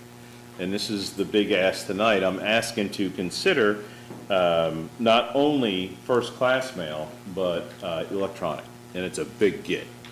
So imagine yourself as a recipient and receiving our notices as they come now, black and white pictures, limited information. Now you're going to get it via email. And not only will you get it via email, our prosecution team has the capability of knowing who opened it, when they opened it, where you were at when you opened it. and that serves as due process.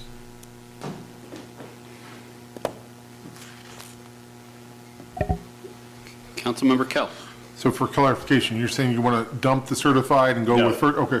No, Okay. no, sir. I don't want you Okay. to remove anything from the ordinance. I want you to add first-class mail and electronic. Okay, because I'm looking at thinking about certified, because I would much rather have the first class, because it's actually going to get there, because there's lots of certified mail that if you're not home, you don't get it. You have to go to the post office. Well, if you work 9 to 5, or 8 to 5, when are you supposed to get to the post office? And so people are not getting that mail. And so on that, are you also putting, like, whoever you might be addressing or resident? Because as a rental property may change things, and all of a sudden, if I see David Banks, and I knew he used to live there, I may just toss that to the side. So are you putting like or current resident on there, on any of that information there? Yes, sir. The resident receives first-class mail no matter what. Okay. So whether it's owner-occupied or rental, they receive first-class mail. Okay. So they're aware of it also. Okay. And I might add that your certified mail nowadays costs $8.60. Doesn't sound like a whole lot, but my little division, property maintenance, we send out 8,000 notices, so do the math. It's about $70,000. Councilmember Ortiz. Thank you, Mr. Mayor. So, John, how will this work? So will they say, this is how I want you to contact me? And then So- they'll give an email address, or what? The best practice would be obtain that information, especially from our big players in the city that own multiple multifamily housing. They're on board with this. As a matter of fact, when I interviewed, I didn't just interview the people that actually get along with me. I went to the folks that don't. And I asked them, what can we provide to you to get better service? Because it's not about what we can do as a individual, it's what we can do as a team. And so their biggest response was, can you bring me a copy of the notice that you generated? Because what I have is black and white. It's limited information. I said, I sure can. Matter of fact, I'll show up and we'll discuss it in person, which you've seen me do. So with this technology, not only do we deliver a better product, we can track it cheaper and better. So our prosecution team, which is a last resort, has that availability to pull it up and introduce it as evidence. Thank you. Councilmember Hiller. John, just because you had us ask and answer this question at Public Health and Safety, could you talk about whether or when you would continue to use certified mail? Absolutely. So certified mail is still required, certain aspects. It's very critical when it comes to billing and invoices. The state statute requires that we use certified mail for that. So let's just say that everything we've done failed and we've got no response from a recipient. We still post the property. So if it comes back undeliverable, say first-class mail, which is our current process, we take that notice and we go right to the front door and we post it on the front door of the property that's in violation. That typically gets a response. So we exhaust all efforts of making contact with the responsible party or the property owner, and if that fails, we post the property. I do not want you to change that part of it. Any other comments or questions? It's on. Oh, is it on now? Sorry. Any other comments or questions? I have a motion approved from Councilmember Kell and a second from Councilmember Hiller. If there's no other questions, I will ask the clerk to take a vote. And Oh, I don't- Councilmember Valdivia Akla, what was your vote? I voted, but I Yes. didn't get to. Yes, okay. All right. We have 9 yes, the motion carries. All right. Thank you, John. We will move on to action item B, City Clerk. B is the, hold on one moment here. B is an ordinance introduced by City Manager Dr. Robert M. Perez, adopting the 2024 International Building Code with local amendments, amending sections 14-2010 and 14-2060 of the Topeka Municipal Code and repealing original sections. City Manager. Thank you. Mayor and members of the governing body, Richard Faulkner, our Division Director of Development Services, will lead us to this item. Mayor, council, thank you for your time. Presenting a request to adopt the 2024 International Building Code for construction. The city has several codes that we use for to guide the development in our community. Some of those codes are residential, some of them are commercial. This particular code is a commercial code. It's only going to address the commercial building in our community. Some of those codes are used for commercial and residential. The governing body has requested that we keep our codes as current as possible. This is the 2024 International Building Code. It is the most current code that we have. We generally adopt or go through the code process in reviewing the codes with the fire code and the building code because they have some chapters that overlap. Unfortunately, we weren't able to do that this time, so we will be in the short term reviewing the International Fire Code 2024. Updating the codes is an important part of staying current with the current industry, building industry, so that's why we adopt new codes as they go along. Also, the codes will help us to provide a safe and environment for our community and increase the quality of life.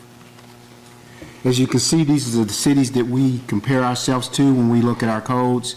As you can see, none of them are in the 2024, quite a few of them in the 2018, which is not a bad place to be. Most codes, our codes that we use, change every 3 years, and best practice is to be within 6 or 3 years of the code.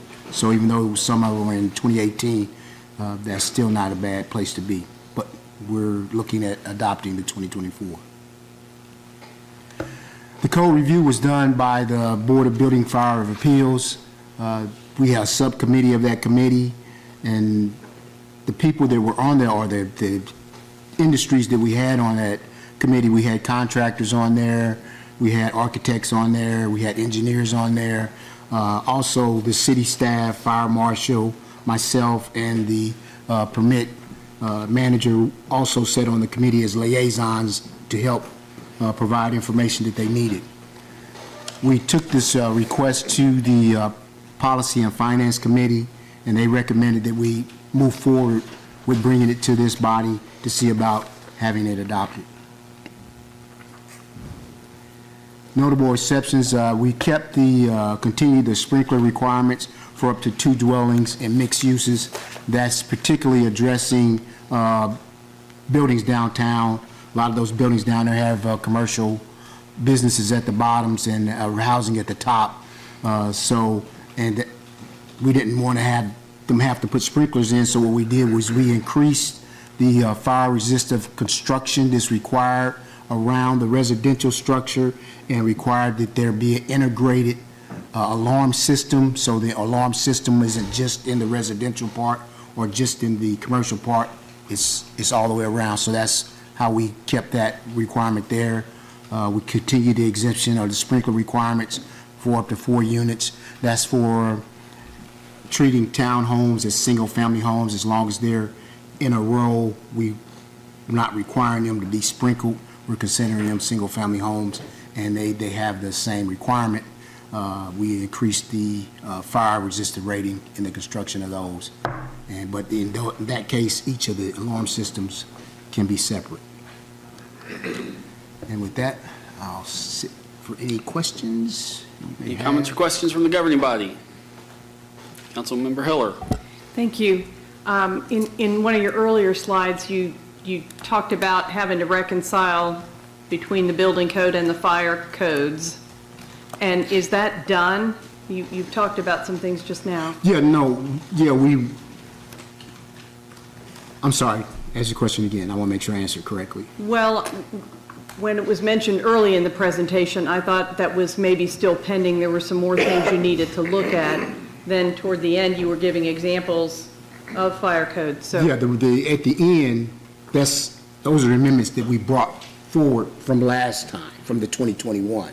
So those amendments are still in there. I was just noting that they were there. So the fire code still needs to be reviewed, but a lot of the stuff that the fire code and the building code that overlap, we don't foresee it being a problem at this time.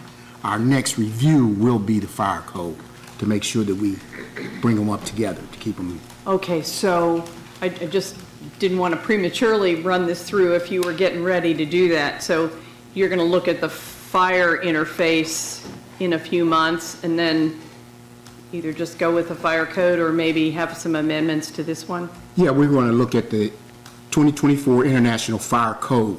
We're going to look at that code, and we're going to make sure that the amendments that we made in the building code, where they overlap in the fire code, are the same. Okay, and so we're just going to wait on that? Yes. Thank you. Because the building codes and the fire codes are independent of each other. They overlap because you have to incorporate them, but there's a whole separate set of fire codes, it's a separate set of building codes, and so when you update one, you may be in different years because of when they come out, so then you have to make those amendments as you move through that process. Well, I'm asking particularly because on the Changing Our Culture of Property Maintenance, we have figured out that even though the property maintenance code updated mention of CO monitors, when you lace it through the various fire codes, they don't really have to be in every property after all. They only have to be in the ones that have gas-fired appliances. And so we're realizing the reconciliation and making sure that we've got the language in each one that flags what the requirement really is. And so we're sensitive to that one because we've got some cleanup to do on the IPMC side. Any other comments or questions? If not, a motion is always in order. Move to approve by Councilmember Ortiz, second by Councilmember Miller. Ask the clerk to take a vote. And Councilmember Valdivia Akla, what was your vote? Yes. Okay.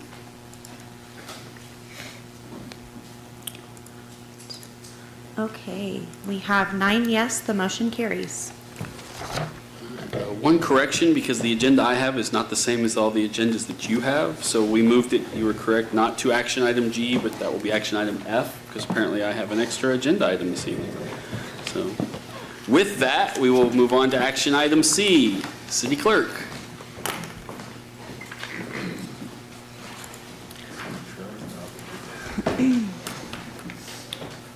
Okay, C is an ordinance introduced by City Manager Dr. Robert M. Perez, amending Section 61580 of the Topeka Municipal Code regarding obtaining pet permits after deadline and repealing original section. City Manager. Thank you, Mayor, members of the governing body. Matt Mullen, our senior attorney, and Jessica Bowers, animal control supervisor, will lead us to this item. Answer questions. Thank you, City Manager. As City Clerk stated, the fee schedule was adopted in January of 2026. It changed the pet late fee permit to a $4 flat fee after review by animal control. They thought this wasn't warranted and wanted to go back to what it was before, which is a $2 a month late fee, not to exceed $24 per year. And Supervisor from Animal Control is here to answer any questions you have on that change back. Hi, Hi, Jessica Bowers. I'm the supervisor for animal control. I am going to be completely honest. I did not know I was going to speak on this part of the agenda, but I was informed kind of in the email on how this kind of transpired. So I will speak on a little bit of what I found out with records. But what happened was when I introduced the chicken and rooster ordinance, we kind of realized that, because I mimicked it from what it said in our ordinance with the late fees to, it was not the correct ordinance anymore, and that there was a change. And so when records found out about this, they're like, well, we don't really agree with that. So what we came to was, I believe that nobody really knew that the ordinance changed and wanted it just changed back. I guess someone came in and stated that there's been a lot of miscommunication with records and how there's a lot of late fees sent back. Well, they investigated that there was no reimbursements. There was maybe like 1 or 2 of a late fee that was sent back. And so they didn't understand the issue with they were unaware that this was a problem. So with that being said, it has worked for a while. I've been out in the field. I make sure that, I always talk to them about getting their animals licensed, things like that. It has never been brought to me that the schedule was an issue. And so we still want to adopt that back in and just keep it the way it is. How it is it is 12 consecutive months. And then after that, we have a little 30-day window to, hey, come get your animal licensed. And if they do not come get their animal licensed, then it's going to be where they get the $2 for that month, and then that month that they were currently late in. So it's going to be where they're not charged any more than $24 for a late fee, if that makes sense. The wording is a little confusing because they don't charge them until that second month. So that would already be the $4. So if you break it down, it's $2 a month that they're late.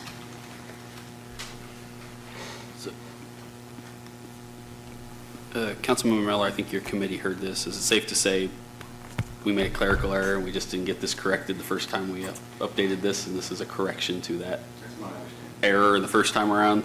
Yeah, that's my understanding. Perfect. All right, any other questions or comments on this? Deputy Mayor Hofer. I had asked when we had the policy meeting about the possibility of getting a way to charge it. There were a lot of people who got their animal at Helping Hands, and the first year's license is included when they buy that animal.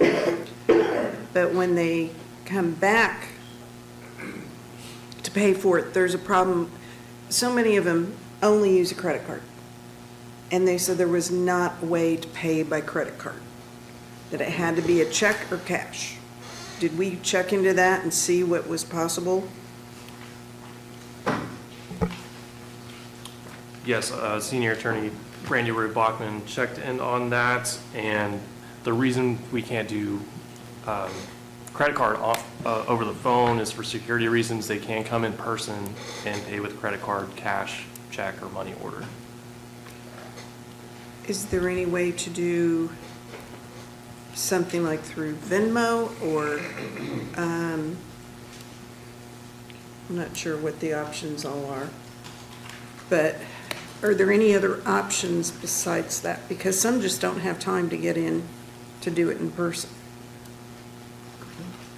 I don't know specifically about Venmo or those options. I think we'd have to check with IT on those capabilities, whether we could make that happen.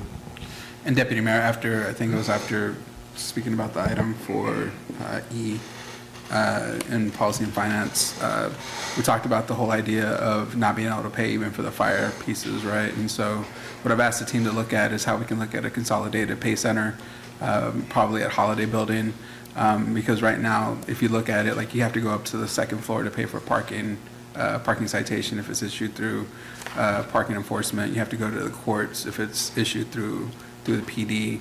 And so what I'm trying to do is look to see how we can consolidate a one-stop payment center, and looking at something online, something we can do as we move forward. And again, I just really want to consolidate payments. If it's any city service, you can pay for it at one location, but we'll look at online options as well. Okay. I do want to point out that I have got a lot of comments on why we cannot do it online. So if that is an option, maybe down the line, I do think that, that would help a lot of those not being able to come in and deal with that, so. And to add to that, I mean, it's very similar to, being able to pay our water bills online. So, we already have that capability, so we might be able to expand that to other areas, but we'll make sure we look at that as we look at a consolidated payment center as well. Councilmember Kell. To your point of the payment kiosk, if someone's going to pay in person, they're going to pay at the law enforcement center, correct? Oh, okay, yeah, sorry. I was going to write that down real quick. So yes, when you go into the police department, there's a window to the right and it says animal control and you can pay there and they are open 8 to 5, yes. So I would want myself, because of my hours I work during the day, that payment center to be more to be at the law enforcement center rather than the holiday building, which closes down at 5 o'clock. So I think that'd be more, if we were going to do something like that, that's more of the, I think, availability aspect of things. Plus, that's where, if you were going to pay in person, that's where you're going to pay. So I think that would help out a lot better to have it at the law enforcement center than at the holiday building. So along those lines, Councilman, it wouldn't be that we would necessarily move, functions. I mean, if somebody wanted to, go specifically to police department or something to pay for that, we could do that. I was thinking more along the lines of being able to train the staff that's at holiday right now to be able to take multiple types of payments. Well, I was talking about the kiosk. You're talking about the holiday building. I thought you mentioned the holiday building, it's a kiosk. No, the payments, the folks that we have at the front desk that take water bill payments, et cetera, to see if there's an opportunity there.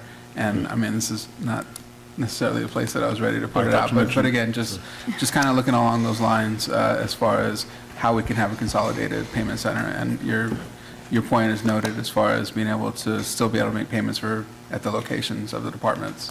So, but we'll look at that as we look at this whole opportunity to consolidate. Yeah, I just thought you mentioned the kiosk and then the holidays, so I was trying to, look at people that work during the day that can't get to our office buildings are closed by 5, so. Is animal care like 24-hour operations though, where somebody can go in and pay for? No. Yeah, so, okay. So I was just saying a payment kiosk there would be a good idea.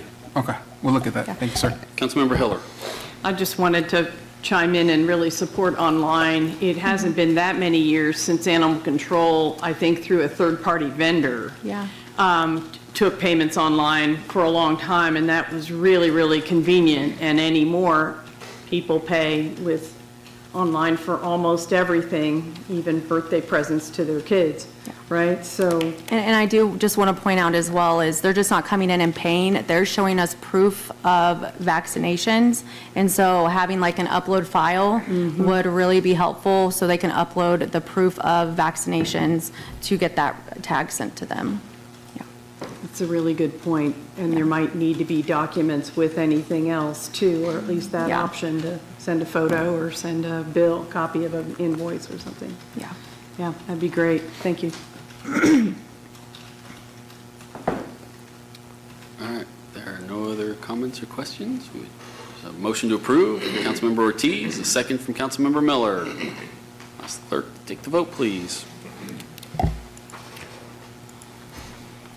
And Councilmember Valdivia-Akla, what was your vote? Yes. Okay, we have 9 yes, the motion carries. At all.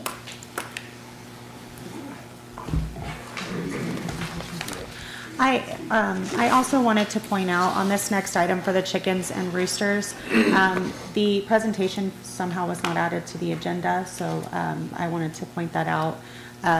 It was realized once we got to the meeting, so I do greatly apologize about that. No worries. As it is after 8 o'clock, we're going to take a 10-minute break. Everyone please be back here in 10 minutes. I'm going to start, so if you're not here to vote, too bad, so sad. I'm going to start without you. But it is after 8, so we need to take a little break.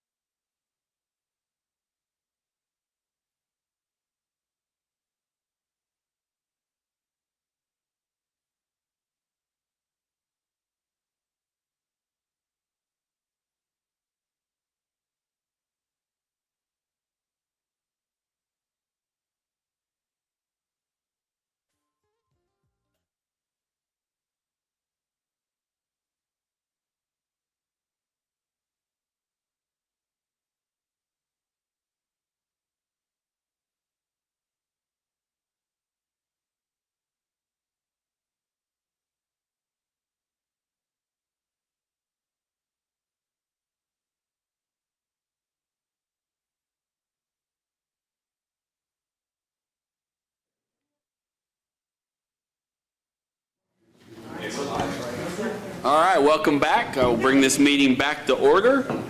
With that, we are on action items, and we will move on to action item D, City Clerk. D is an ordinance introduced by the Policy and Finance Committee concerning chickens and roosters, amending Section 63010 and Section 63020, and adding new Section 63030 through Section 63090. All right, City Manager. Thank you, Mayor, members of the governing body. Matt Mullen, our senior attorney, Jessica Bowers, our animal control supervisor, will lead us through this item. Thank you, City Manager. Just a few notes to make. This adds section .030 to 6.30, so this limits the number of chickens to 8 on a residential property. Roosters are not allowed on properties less than 3 acres. The other sections require a chicken permit, talks about the fee for that permit, and then the late fee that is going to be similar to the other animal permits. Animal Control Supervisor Bowers is here to give a presentation on the reason for these changes and the facts behind them. Hi, again, I'm Jessica Bowers, the supervisor. So this is going to be the same presentation that was also at the Safety Committee. So I was unsure since it was already submitted. I know we kind of worked on it and changed a little bit of the numbers. I will tell you what we kind of talked about, I believe. And I honestly thought that I would have the legal advisor here with me to kind of go over these changes. So I do apologize. If you have any questions, just let me know.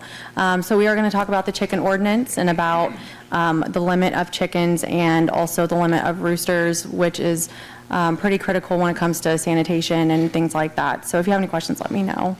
I just want to go over the presentation overview. So we'll go over our current process, our current ordinances, why the amendment is needed, number of fowl and poultry calls of service. Again, this is going to be around, I believe, October when this was presented, October, November. So the numbers have gone up for that year, but I can kind of show you how many, fowl and poultry calls we are getting. Ordinance outline. So the new ordinance outline that has been proposed, new proposed chicken ordinance with that outline, number of chickens, chicken permit process, household data compliance, and how we will follow through with that new ordinance. And then a little question at the end. So our current ordinance right now is we do not have a limit on roosters and we do not have a limit on chickens, and our fowl ordinance is pretty broad. So we have ducks, chickens. It doesn't even specifically say roosters, so we would have to kind of clean that up a little bit, make sure that it is stated that male chickens cannot be on property under 3 acres.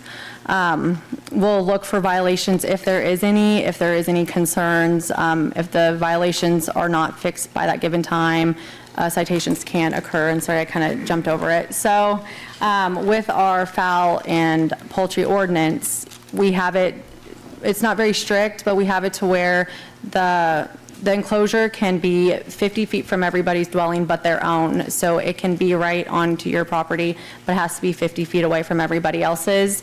And the chickens, the poultry, the fowl, they have to be in that enclosure, and it has to be securely enclosed, which we don't have per se a definition for that, but it also to us it means that it has to be enclosed to where predators cannot get to the fowl, the poultry, all of that. So we need to make sure it is secure. We have to make sure that it is enclosed. If a poultry is running at large technically means that even on its own property, if it is not within that enclosure, it is running at large. So if you let your chickens out in your yard and they're running, that is technically running at large for poultry. So I just want to point that out because it is a little different than another animal. So again, when we're talking about looking for the violations, we will give you a certain amount of time to fix those violations to make sure that you are within ordinance. Court can also we haven't went far with so this is where I'm going off of other cases of dogs, cats, things like that, but court can give a directive to fix that violation, pay a fine and or remove animals from the property. Again, we haven't had severe cases like that for our chickens and roosters, fowl. However, that is how it is based off of our other ordinances and what we have went through with court. Assist with rehoming if owner asked or directed by court. I do want to point out, because this has also been brought up when we had some other employees present this at City Council a while ago. We do not have a holding facility for any type of livestock at all, or fowl or poultry. So it's been very hard, because we have been very open to other types of animals other than what Helping Hands can take, including snakes. That's a different story. So Helping Hands is very limited to what they can take. And so what I did was I did ask the community for help in that situation, because if we do pass an ordinance on like this, we don't have anywhere to take them. So right now, if a rooster was running at large in your area, that's a little different. We can have Shawnee County assist us on holding that animal through the stray hold, but only if it's running at large. Only if that animal is not on their property will Shawnee County assist and take that rooster, goat, potbelly pig, anything that Helping Hands does not take. So there is some fine lines with that. So when it came down to this ordinance, I was like, okay, we can put this ordinance out there, and a lot of people at that time would be within violation. How are we going to help the community rehome if needed? So I did get with, I made a Facebook post, because we have a Facebook page now, asking the community if they're outside of city limits, if they would be willing to take in these animals and go from there. I did get with Matt Mullen. We got the legal paperwork done, so it would be a chain of custody surrender. They would surrender to us, and then we would surrender to the person who wants to take them outside of city limits within that reason. There's no obligation to that, so that is just out of the kindness of their hearts and us trying to at least give a solution if this does go through at the absolute, if it's needed, and if they went through all options. So I'm just pointing that out there. So we can assist with rehoming, but it's very limited. No permanent holding, like I said, no permanent holding facility for chickens, things like that. So our current fowl poultry ordinance, like I said, no current limit. No permit needed to be housed on property. So the only ones that need permits at this time is a potbelly pig, dogs, and cats. I have talked to a lot of other municipalities. If you wanted to do the chart, I made a chart, and Dan helped me with this chart.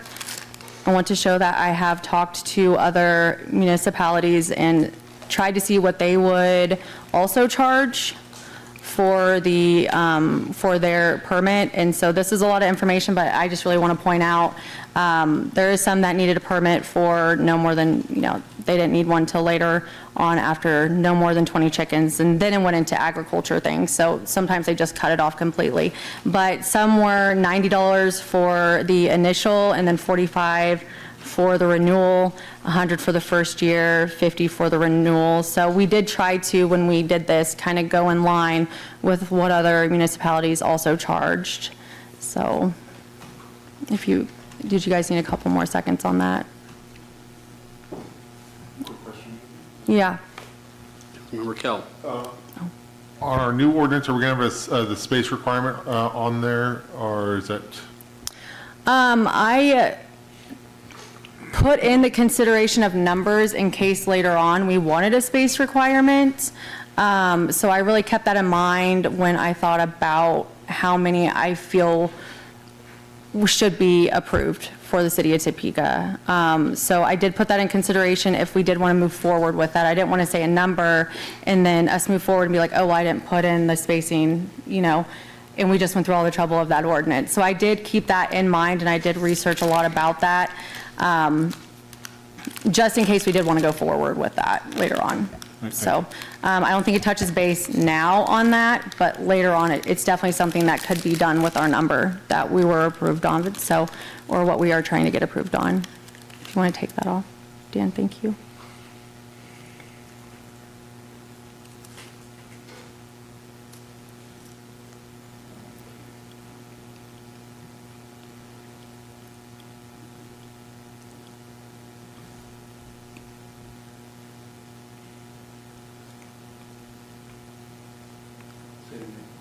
Gotta enable editing,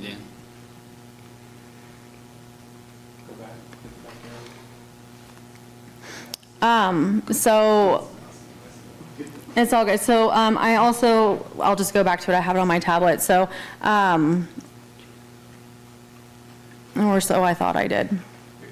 Okay. Okay, so, like I said, we can assist with rehoming if asking permit has not been required in the past.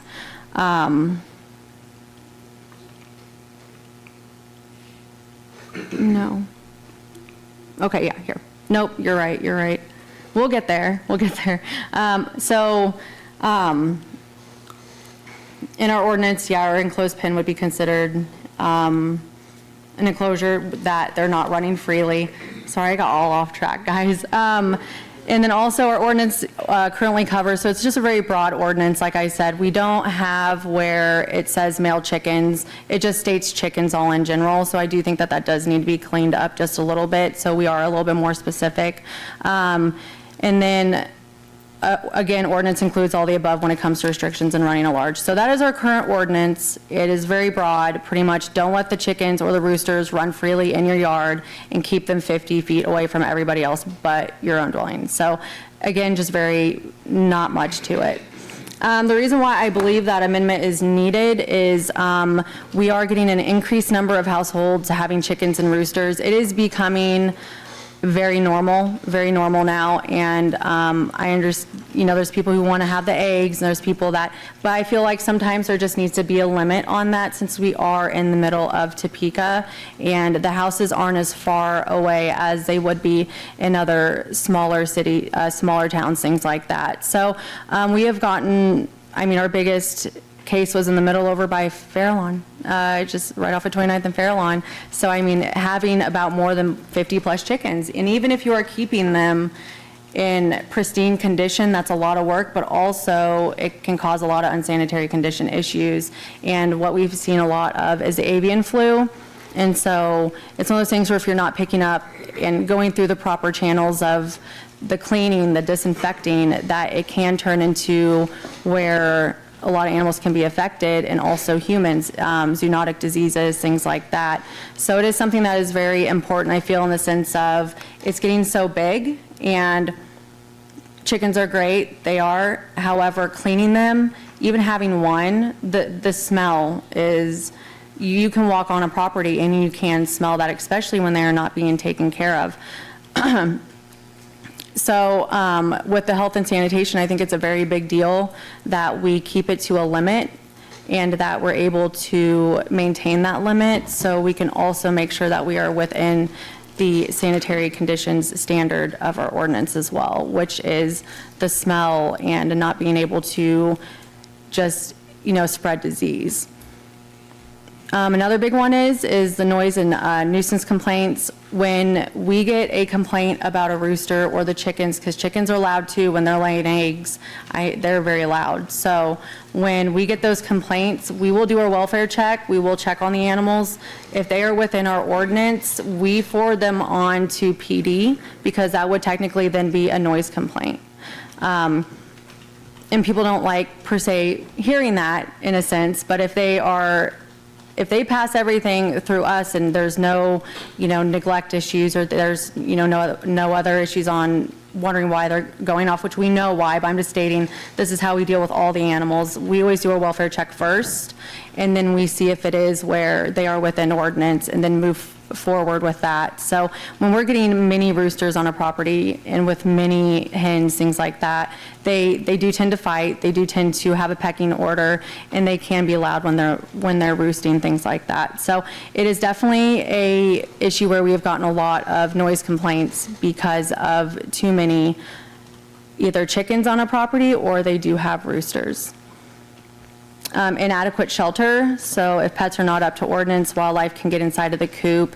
We again have a very broad statement of what a secure enclosure is. And so we do have people tend to get pretty upset because their enclosure did not keep an animal out. And if they think that they can go back and unfortunately get another chicken or a rooster, they they tend to bring friends. And so that also causes wildlife to migrate more into the city more than they already are, unfortunately, and that can cause other issues with other diseases. And so I feel like if we have more set in place and then less on a property to where it's easier to maintain the fowl and poultry, then it will be a lot easier just altogether. Instead of trying to house 10, 20, maybe if we had that limit, it'd be a lot easier for them to house. Any questions on that? I don't know if I can ask that or not, but. Keep going. We'll get to questions. Oh, okay. We also have some public comments. Oh, on this okay. issue, so. Okay, perfect, okay. This is a little chart about our fowl-related calls. Again, I feel like if I would have done this at the end of the year and at just January 1st, it would have been up a little bit higher. It's pretty much being the average, but it's not really the average that we're really looking at. It's how many per household when we're going to these calls. So just like anything else, I feel like we have kind of themed weeks. Sometimes we're dealing with Yorkies a lot. Sometimes we're chasing chickens in the middle of the road, quite literally. And then sometimes it's just all roosters. So we do kind of get a cluster of calls just like really anything else, but we are seeing more of mini roosters or, mini roosters in separate cages or chickens as well, and then they're trying to produce more. And so there is a lot more calls where we're getting just many on a property. So the new ordinance outline, we figured we would keep the fowl and poultry the same and just make a separate for the chickens and the roosters. And then just make the addition to the roosters, to the ordinance for the chickens and roosters, add the chicken permits.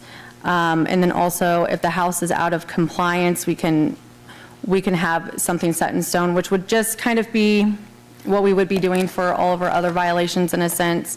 We would, if they are out of violation after we've tried to assist them, they've tried to rehome, or they just don't want to comply with trying to rehome, we would write citations just like we would else, and then we will go to court. We can also talk to our city attorney about, hey, this is this case, this is what's going on, and then they can do as their end on how they feel would need to be done just by what their thing, it's hard to explain, but like what they can do on their end.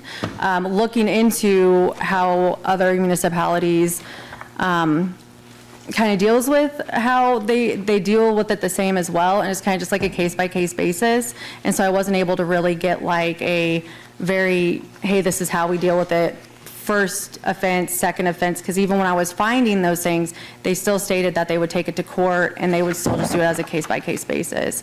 By if they wanted to go to trial, if they were going to pay a fine, if they wanted to order to get the animal off the property, if we needed to go with a judge's order, things like that. If a house is out of compliance, we would just kind of base it off of how we are dealing with our other animal complaints right now. Process on assisting with number of chickens and roosters. Like I said, if we have the ability to assist, we will.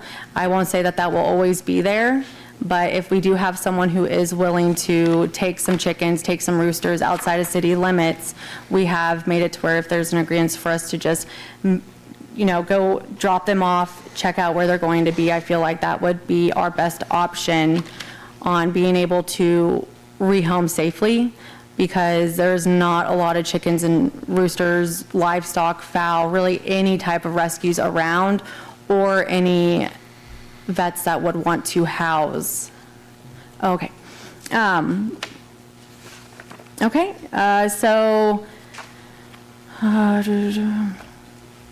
So this would be our new ordinance. It shall be unlawful for any person with no requirement of a, so pretty much we're just going to be changing that. We're going to have, I believe, how we stated 8 chickens per household. This says 6, but this is what was given to us to kind of look over, and then it just was not changed after we agreed on it. And then, so 8 chickens under 3 acres, and then no roosters under 3 acres. If you go over 3 acres, then in the actual ordinance, you would be having to go through I had the code number, but it would not be through our code. It would be going through like agriculture. You would have to be under a business. So if you're selling something, you would have to be under there if you are over 3. So again, it would be unlawful for anybody to keep chickens over, so eight of them, and then no roosters in the city limits under 3 acres. So do you want me to stop there? Because this is long. I mean, this is the one we did the other, so, I mean, I can go on and talk about why I believe we should only have 8, but if we are short on time, I'm more than happy to stop if you need me to. You, City Manager, would you like her to continue? Okay, well, I looked into this I wanted to be fair, and so I talked to other municipalities, and I believe with us looking into how many should be on property, the requirements, if we do that later on, I do believe my number was 8 to 10, and I think 8 is a good number because you would not have too much of a noise problem, and then I feel like that's just enough eggs for everybody as well in the family, because I know that would be something that would be brought up. So I wanted to also bring out that I feel 8 would be sufficient if that was what their concern was. The chicken permit, we already kind of went over that. That's what I wanted to, that's what I went off of with the first permit that we talked about, and that's how we kind of figured out that the permit changed. So we would just be going by, they have to go to the office, they would have to pay first the initial $40, and then after the $40, every year would be $20 if they want to keep chickens on their property. And then the late fee would be the same. And then the household out of compliance, we would go through court, but we would go through other, that would be the last option, and if we exhausted everything else. Again, we kind of already went over these. We aren't going to just pick up roosters and be able to throw them in the back of our vehicle.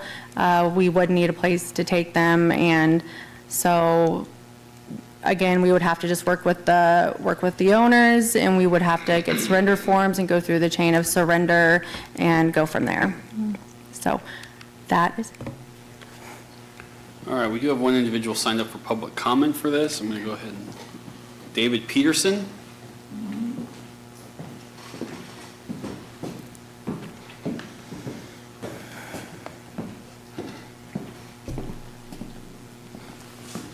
Welcome, Mr. Peterson. Good evening, Mr. Mayor, City Council members, and staff. My name is David Peterson. I reside in the Auburndale neighborhood. I'm here today in support of the proposed legislation. This proposed legislation and its ramifications contained herein have been thoroughly examined, questioned, debated, and guided by multiple city departments and representatives. It is a measured and sensible approach that protects the rights of all citizens. Consequently, I appeal for your support with a vote of approval for this ordinance, for the passage of this ordinance. That being said, I would like to express my gratitude to several city officials and personnel that were instrumental in bringing this forward for your consideration. Mayor Spencer Duncan, Deputy City Manager Braxton Copley, Council members Karen Hiller, Marcus Miller, Michelle Hofer, David Banks, and Michelle Bradbury, Senior City Attorney Brandy Roy Bachman, and Animal Control Supervisor Jessica Williams. Thank you very much, Jessica. A special thank you to each one of you for your consideration of this matter. That's all I had to say. Thank you. Thank you. All right, Councilmember Kell. All right, so I think 3 square feet is too small. Just when I was looking earlier, I was looking, that's more for the indoor, so outline, that's climate control. So a large chicken can take up 1 square foot in essence with its overall body, and we went up with those lines. So I think 3 square feet is too small of an area, so I'd like to see that be bumped up per chicken, or per square foot per chicken. Now on the permit, I know, I'm not sure if they still do this in 4-H, but then they used to have an aluminum band that they put around their leg. Is that, how will we permit each chicken? Or are we just gonna give them a permit for 8, or are we gonna band each chicken, so this way, when that one chicken is used for, let's say for dinner one night, is that permit gone for that chicken, or do they just have a permit for 8 chicken all year round? It would be for the property. Okay. Speaking of property, this, I don't see anything that addresses indoor. So someone could convert their garage into a chicken coop in essence. That's an enclosed space that, so I just wasn't sure for health and safety reasons if that would be, something that we address in this where, So animals are allowed to be in a garage if it is cooled and heated. So heated in the winter, cooled in the summer, if it has ventilation. So I feel like it would fall underneath that. However, when we did the 3 square foot, we also put in consideration chickens need to also be outside. So that's why that is kind of small. However, the sanitation is going to be the same. Clean, make sure that you are keeping it separate from where you are at, and no one can smell the odors. Those are going to be the same guidelines we're going to follow, just like if you had a garage and you had a kennel in there, if it's cooled, cleaned, things like that. I just think, like I said, the 3 square feet that was in the slide there, that's indoor. So if we're expecting them to have outdoor, I would like to see that number bumped up because they need area to move. Not every coop's going to be in the shade all day long. And with our Kansas temperatures and that body heat coming off each chicken, I was in 4-H for several years. I used to be on the Shawnee County Fair Board. I'm looking at the animal safety of this aspect of and the humaneness of this. I'd rather, see that square foot per chicken kind of be more to the, I think it was recommended 8 to 16. I'd rather see it much to the 8-foot range for a per chicken because to me that goes to the health and safety aspect of things of the animals. And I wouldn't want to be locked up in a little box in the dead of summer in Kansas. So, and I think that's where we're kind of getting confused and kind of we're going a little bit too much because again, they need to be outside as well. So when we're talking about them being in that square foot, we're talking about having it to where they're temporarily in there. So I don't think I think animals should be outside in this situation, definitely. So that's why I kept it at that minimum per se. That is a minimum, but if you are also putting in the fact that they'll be outside and having an outside area, it's not as small as you would think. I've seen a lot of chicken coops that are really small. Yeah. You put 8 chickens in there, and that's someone's personal judgment. They're going to sit there and say, oh, they're perfectly healthy and fine in there.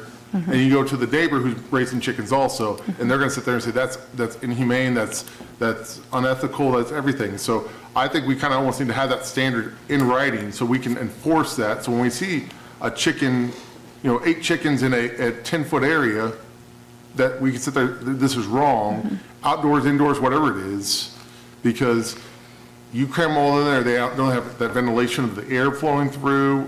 That's the reason you go to almost any county fair in Kansas.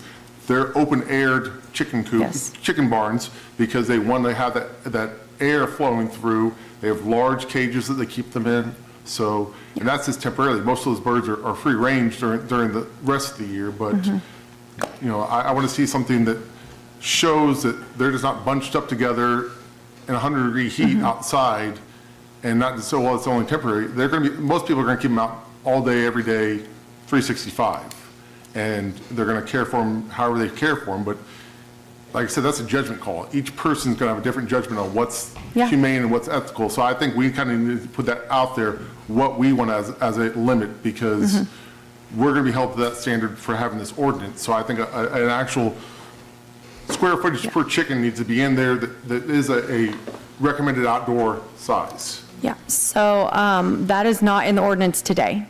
That, again, was something I just put into consideration if we wanted to do it in the future. And so I do apologize since I did kind of put that in there. I just wanted people to understand that I am considering that I don't want to sit here and be like, yeah, 15 chickens, and then we go down the line and we're like, oh, well, they're requiring this much per chicken. That's not realistic. So that is why, with our number, that's why I put in at least that if we do touch base with that later on in the future, if that makes sense. So we're not voting on that today, if that helps you at all. All right, that's something I think we really need to consider, though, in the future, to look at. Councilmember Miller. Thank you, Mayor. I like that you have thought about some future things that we need to put into consideration. Understanding that this is an ongoing issue, not ongoing issue, I would say. It's just more prevalent now than it used to be, and it's going to be in the future most likely. I agree with Councilmember Kell that it's maybe some continued education could be beneficial for the community. Yeah. You know, this is, I'm not saying that we need to have continued education every time they put a permit or renew their permit, but I think something would be beneficial for the future. So I appreciate you looking for that. All I really wanted to do was tell you that I appreciate all your effort on this, because I know how much work you put on this. Thank you, I appreciate that. Coming to the Policy and Finance Committee many times on this, and I'm sure we will in the future with some of the considerations. You've done a really good job. Thank you, I want you to keep appreciate up that. good work. Thank you. So, my first concern, which I expressed to the city manager, was I'm not sure this should have been an action item this evening. I think it should start as a discussion item. Now, that's just me. I don't get a vote for whatever that's worth to everybody. I did bring some amendments this evening, although after this presentation, I'd like to rethink one or two of those slightly based on size. My personal opinion is the 8 is too few. I also think the implementation date needs to be pushed back a little longer, because when and if this passes, we're asking people to give up animals. And I think as we heard, there's not a lot of places to just take your rooster. And so asking them to do that within a 90-day or less period, I think, is a little too restrictive because of that challenge. So I have no issue with the rooster piece of this at all. I just had personally a few concerns with the other piece.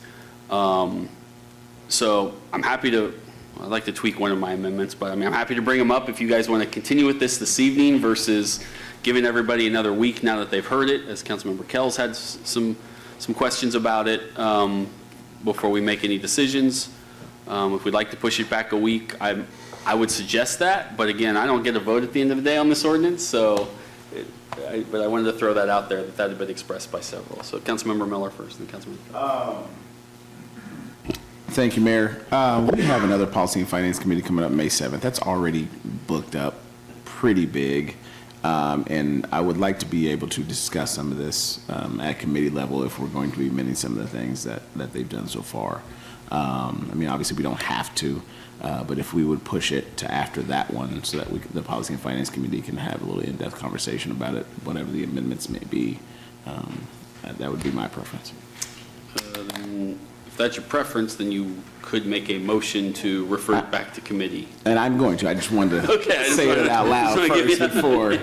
Okay. So and I wasn't told, just for what's worth, I wasn't trying to push it off months or a month or back to committee. Yeah, and I don't necessarily I think now want that to everyone's either. heard it in public, we're probably going to get some feedback from the public, and just be good to have a week to, at least, but if we need more, that's fine too. But Councilmember Kell. Sorry. Unless there's a legal reason of why we have to go right now, that I'm more than happy making a motion to move this to June. And I'll second that. And that's what the motion I was going to make is I'd rather have it done right and we go through the process rather than just do something and then go back and make changes. So if it needs to go back to committee and the committee wants to take it back to go over this, I'd much rather go back to committee. We do this the right way and we're not confusing people this way. And we're not confused up here and we're getting everything done correctly instead of constantly changing and making confusion. So, and I think this is close. I want to echo Councilmember Miller's comments. You've done a great job on this, and I think it's very close, right? Okay. So we're not far. It's not off the cliff or anything. I think there's a couple of us who just, now that we know what it looks like and what the final version would be, give us a chance to just come in with a couple suggestions. And even the ones I have are not like way off the radar. They're very in line with what you're trying to do. Yeah. So I will say that Councilmember Miller made a motion to refer this back to committee, and that it was seconded by Councilmember Kell. I don't think we need to give it any kind of date if you have a meeting. Correct. Yeah, we'll get that figured out. And I'm just wanting to ensure that I have the motion down correctly. We're wanting to motion to move this to a Policy and Finance Committee in June, or are we wanting to hear this at? Okay. All we need to do is refer this back to committee, and then committee can decide what the next step is. Okay. Yep. Give me just a second here. And would that be just the majority, would that be majority of members or majority of membership to refer that back? Yeah. Yes, okay, I just wanted to ensure that, thank you. Yeah, I think I get to vote on that one. You do, actually. It gets very confusing. Other business What do I tonight. get to vote on? What don't I get to vote on? Oh, okay, I'm gonna actually have to go to this item here, and then we will make a vote on that, so I apologize for the confusion, give me just 1 second. Okay, so, as long as everybody, does everybody see Miller motion to refer back to Policy and Finance on their screens? No. No, our screens are not working tonight very well. Okay, We awesome. trust you. Okay. Well, it's on hers. The one screen that's working says yes. Okay, and then we had a motion from Miller. Who was the second? Was that Kel? Okay, Yes. perfect. All right, we got it figured out, guys. Okay. All right, and it is, should be ready for you to vote now. Yeah. I don't think you cleared the votes from the previous one. Okay. I can do that. Well That would then, maybe explain it. let's just, I'll just, if it's okay, do a voice vote and just go through. That's fine. Don't worry Okay. about it. We voted for you. It's fine. Okay. Councilmember Hiller, what was your vote? Yes. And Valdivia Akala? Yes. Yes, okay. Ortiz? Yes. Banks? Yes. Kell? Yes. Miller? Yes. Bradbury? Yes. McGee? Yes. And Hoper? Yes. Okay, perfect. Yes. Oh, Mayor Duncan gets to vote on this one. yeah, Yes. you got to vote. All right, guys, we have 10 yes. That was going to pass to go back to the Policy and Finance. And I just had a couple of, you said 90 days. I guess I was, I was told it was not going to be implemented until October 2026. We were going to give like 6 months from when, so that's what I heard. We're going to give 6 months for them to Right, gain but compliance. we have to, once it's passed, it has to be published, and so Okay. there's a time period built in there. Okay, okay, I So was like just said, asking. we are close. We're going to get this home. Yeah, I just want to make sure Yeah, that, yeah. because the person I originally had here was not here, so I just wanted to make sure that I just heard that correctly. Yeah. So, So, okay. we promise, we'll get there. Okay. You have done good work, and we are very It's appreciative. We fine, just, yeah. a couple more tweaks, and then we'll bring it home. Okay, thank you. All right, with that, we will move on to action item E, City Clerk. E is a resolution introduced by City Manager Dr. Robert M. Perez, amending the City of Topeka fee schedule and rescinding Resolution Number 9755. My question here would be, if we pass this, and we haven't passed the other ordinance, does that create a problem because we're not yet ready to start charging chicken permits yet at this time? And Mayor, that's exactly what we were just discussing right Okay. now. So, I mean, We can defer this item, or we can make an amendment to remove the items that are regarding the chickens and still pass it with the commercial burn permit change and the regular animal fees from the $4 flat fee to the $2 per month, if we want to do that. Okay, that's right. I would make a motion to defer the chicken permit items to a later date to be determined by legal staff, and pass it out as otherwise unamended. That didn't make any sense, but it kind of did. so is your motion, Mayor, to? Remove the chicken Right. fees. Okay. Yeah, which I guess at this time, that's all we have to Yeah. do. I just would make a motion to, at this time, remove the chicken That's permit correct. fees from the ordinance. Yep. I think we brought back in time. From the resolution, yep. Second by Councilmember Miller. But then we still do have an issue in there, so City Manager, what would be the issue we are addressing? Thank you, Mayor, and members of the governing body. We are also looking at reducing our commercial burn permits from $110 to $100 to align with other operational construction permit fees that are currently set at $100. This also went through the Policy and Finance Committee last month. We'll stand for any questions that you have. It's pretty basic, just aligning the permit costs with the same other permits along the same lines in the same trade. So we'll ask for your consideration or any questions you may have. I already have a motion to approve without the chicken fees with a second, so now we're just discussion. I know, it's not on there. Any questions or comments? If not, let's take that vote. Yep, just 1 second here, please. Thank you. Okay, so Mayor Duncan's motion to amend and remove the chicken permit fees from the resolution. It is on the discussion now, so it should be showing up on your screens. Who was the motion and the second on that, unless if you wanted to? My motion was to approve As amended. with omitting the chicken permit fees.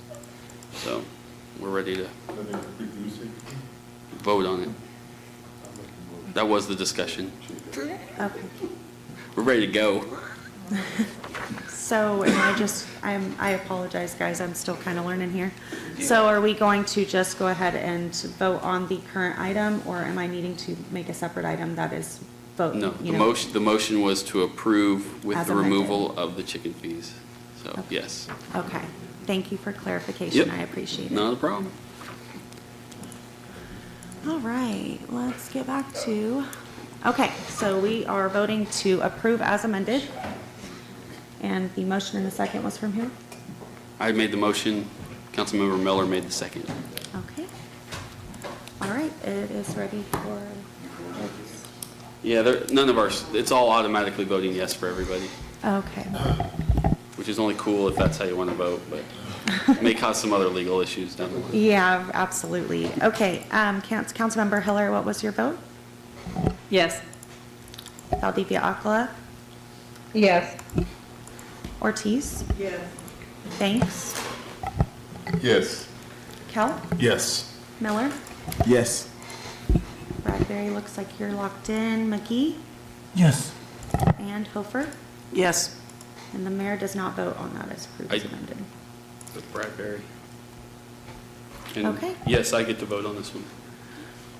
Yeah. Did you want to change your vote to yes? Mine says yes. But Okay. it's not working. I got it changed now. I apologize, guys. All right, we have 10 yes, the motion carries. All right, we will move on to what is now action item F, which was on the consent agenda regarding governing body meetings. City Clerk. The F is a resolution introduced by Deputy Mayor Michelle Hofer, canceling certain governing body meetings and scheduling a special meeting for calendar year 2026. Councilmember Hiller. I asked for conversation on that just because we have established, without much talking about it, doing extra Tuesday night meetings for either doing budget as an addendum to a Tuesday night council meeting and also adding extra Tuesday night meetings to do that. In the past, we have done those on Saturday mornings and really had just a concentrated 8 to noon meeting, whether it was a CIP or the city budget. And I just wanted to throw that out and let people know that has been another option. We've also had our budget, the real focused budget meetings on a night other than a Tuesday night, so that the meeting time was just for budget. Also, it's been really, I personally like having the fourth week free and not having every Tuesday night covered, so I could plan a vacation or time off and so on. So I just wanted to throw out that discussion in terms of whether we could simply cancel on the primary election day and the actual election day, but not necessarily add a meeting the last week of August. And then if we needed a special work session that was just targeted on the CIP or the operating budget, whether there was interest in doing a Saturday morning instead of a Tuesday night. So I'm just open for feedback. I wanted to raise it, that's all. Councilmember Kell, then Councilmember Miller. Question, was this for a special work meeting, or is this for just a special open to the public meeting? The one on August 25th is to ensure that we retain 3 meetings in the month of August, since we're canceling one, especially right before budget period. All right, I like the aspect of having it being an open public meeting if we're gonna have a meeting, rather than the works. It's just, to me, it's a lot, The budget meetings have always been open meetings. Work sessions are always open meetings. Yeah, so it's not that. But, you know, the Saturday gets more complicated. I'd like to keep it more the Tuesday nights, where it's more to what people are used to be more open and let everyone see what's going on, versus a Saturday morning situation. Okay, but just to clarify, if we did a Saturday morning, it's still an open meeting that's televised that everyone gets to come to. I don't want the impression to be otherwise. Councilmember Miller. Thank you. I think I appreciate what you're saying, but just, it's speaking for me personally, my 11-year-old's in 2 or 3 sports at any given part of the year. Them Saturdays are no-goes. Thank you. Partly, if I can just respond, when we've done these here at the end of the council meetings, they've often been pretty short, and sometimes people are kind of fatigued, I think, by the end of the business meeting itself. So whether it was a weeknight evening or a Saturday morning, the idea of having a pretty intense 3 or 4 hour block where we arrive fresh and focus just on that during the course of that meeting was something I just, again, wanted to put out for consideration. Councilmember Kell. I prefer these little short sections we're getting, because when you get into those 4, 5, 6 hour long sessions, you're just so brain dead at the end of it. And I like having this shortened to the point, and then I can ask questions later on, follow-up questions about those specific items from that presentation, rather than having a 4, 5, 6 hour long presentation all day long, just getting hammered with numbers. I said 3 or 4. Well, 3 or 4. I'd rather have the 30 minutes to an hour we get here than getting blasted with all those numbers for that long, and just to the point of you're just exhausted from that point, and you're not even sure what you're understanding and looking at. I'd rather have the short little tidbits we've been getting. It's a lot more to the other end. I'm going to circle us back to what's in front of us, which is a resolution to cancel 2 meetings on election days and add a 3rd meeting in August.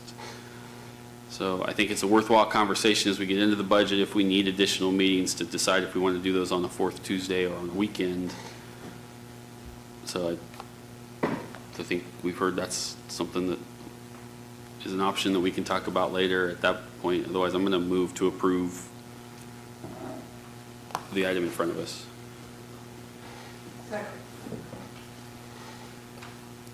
Unchanged.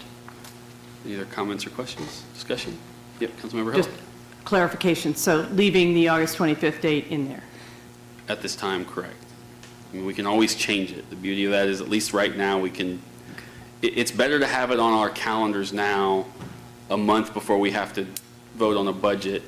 And I'm going to be real honest with you, 9 days from now, we may know that that process is going to be extremely more complicated, because the Kansas legislature passed House Bill 2043, which will fundamentally alter the way we can do this budget, and it will include things like a petition for citizens if we just make certain budget decisions.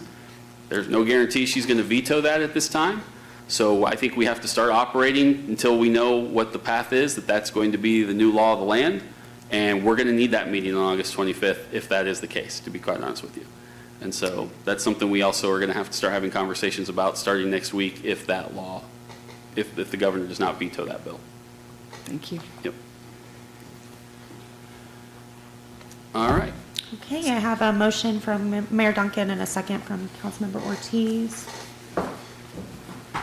Yep, take the vote if it's working. We all voted yes. Yep, we're going to just have to start taking votes. All I don't right, think sounds it's- good to me. Okay, Mayor Duncan. Yes. Councilmembers Hiller. Yes. Valdivia Akala. Yes. Ortiz. Yes. Banks. Yes. Kell. Yes. Miller. Yes. Bradbury's good. McGee Yes. and Hofer. Yes. Okay, we have 10 yes, the motion carries. All right, with that, we'll move on to non-action items. Item A, City Clerk. A is a discussion on the proposed 2027 to 2036 capital improvement plan and 2027 to 2029 capital improvement budget.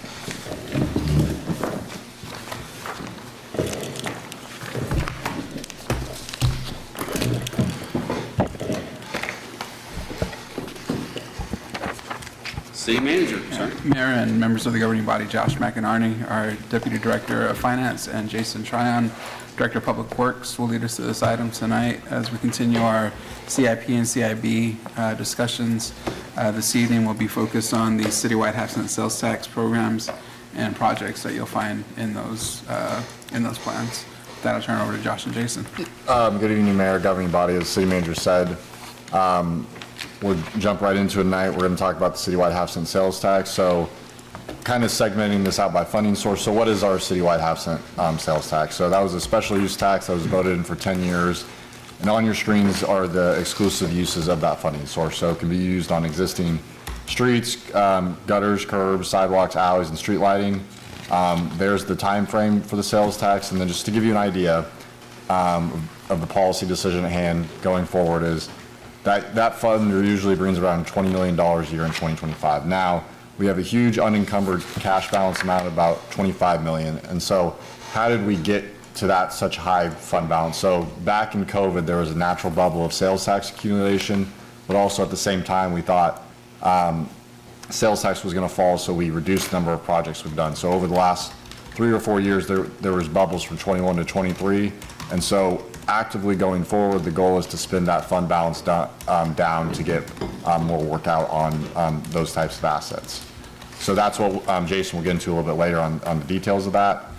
And then finally, if we didn't have that funding, obviously we'd have to fund that $20 million we spend a year somewhere else, and that would either have to come out of our operating budget via general fund transfer, or we'd have to issue debt financing to fund those, or we'd have to reduce the service of that. So that just gives you an idea. This is a very important funding source to get all those streets, alleys, curbs, and gutters done in the city. So this is a special use funding source for that. So I'll turn over to Jason on primary uses.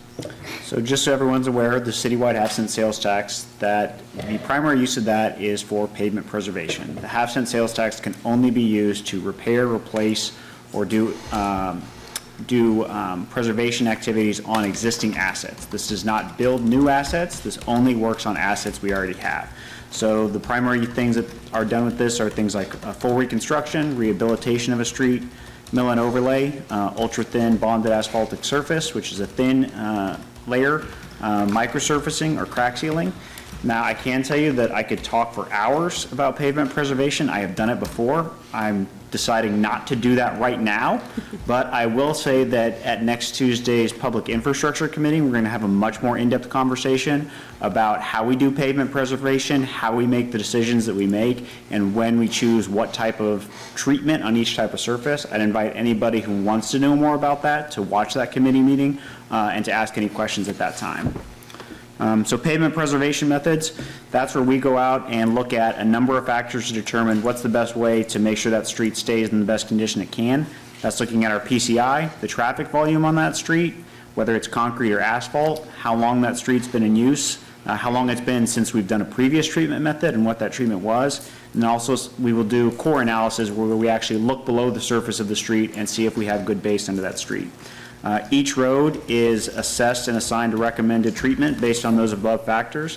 One of the things we touched on last week was if you look at the overall asset network in the city, if we were to take every single asset and bring it up to a good condition, that would cost $740 million plus to do that. Obviously, we don't have the level of funding to do that. We have to make hard choices with our citywide half-cent sales tax money on how those funds are spent and where to allocate those dollars. So this covers all the different programs that are funded out of this tax. We'll go over each of these in more detail, but that gives you an idea of how much of each of these dollars are allocated to those different programs. So the first one to cover is our ProWAG Sidewalk Grant Program. That stands for Public Right-of-Way Accessibility Guidelines. So making our sidewalks ADA compliant, making sure that they're accessible. We have 6,998 ramps within the city of Topeka that are currently not compliant. With this level of funding, we can do approximately 90 to 120 ramps a year, bringing them up to that PROAC compliance. Obviously, there's a much greater need than $300,000, but we do as many as we can within a given year. So the curb and gutter program, this is a program where we actually go out proactively, look for places where the curb and gutter is broken. We also respond to requests from our constituents if they notify us of an issue. We currently have 226 backlogged requests. With $900,000 a year, these funds are typically spent very quickly. We in the past have had a backlog of up to 6 to 8 years. We've got that we're down to about 1 to 3 years right now. So we've made a huge improvement on getting those requests fixed faster. The alley repair program is also funded with this money. We have approximately 450 paved alleys within the city. This program is funded at $1 million a year. It costs about $170,000 to repave an alley. What that means is out of those 450 paved alleys, we can only do about 5 per year. There's obviously some other issues that get done in lieu of just repaving an entire alley. Sometimes we'll do a partial replacement. But in 2027, some of the alleys that we plan to repave with these funds, 1300 South Topeka to Harrison, 900 west between 6th and 7th, 1400 South Tyler to Topeka, and 1500 South Tyler to Topeka, and then also the 1200 block of South 5th to 6th. So our pavement preservation program, obviously at $14 million, this is the largest portion of where these funds go. So this is about the rehabilitation and reconstruction of existing streets. So we have 1,622 lane miles.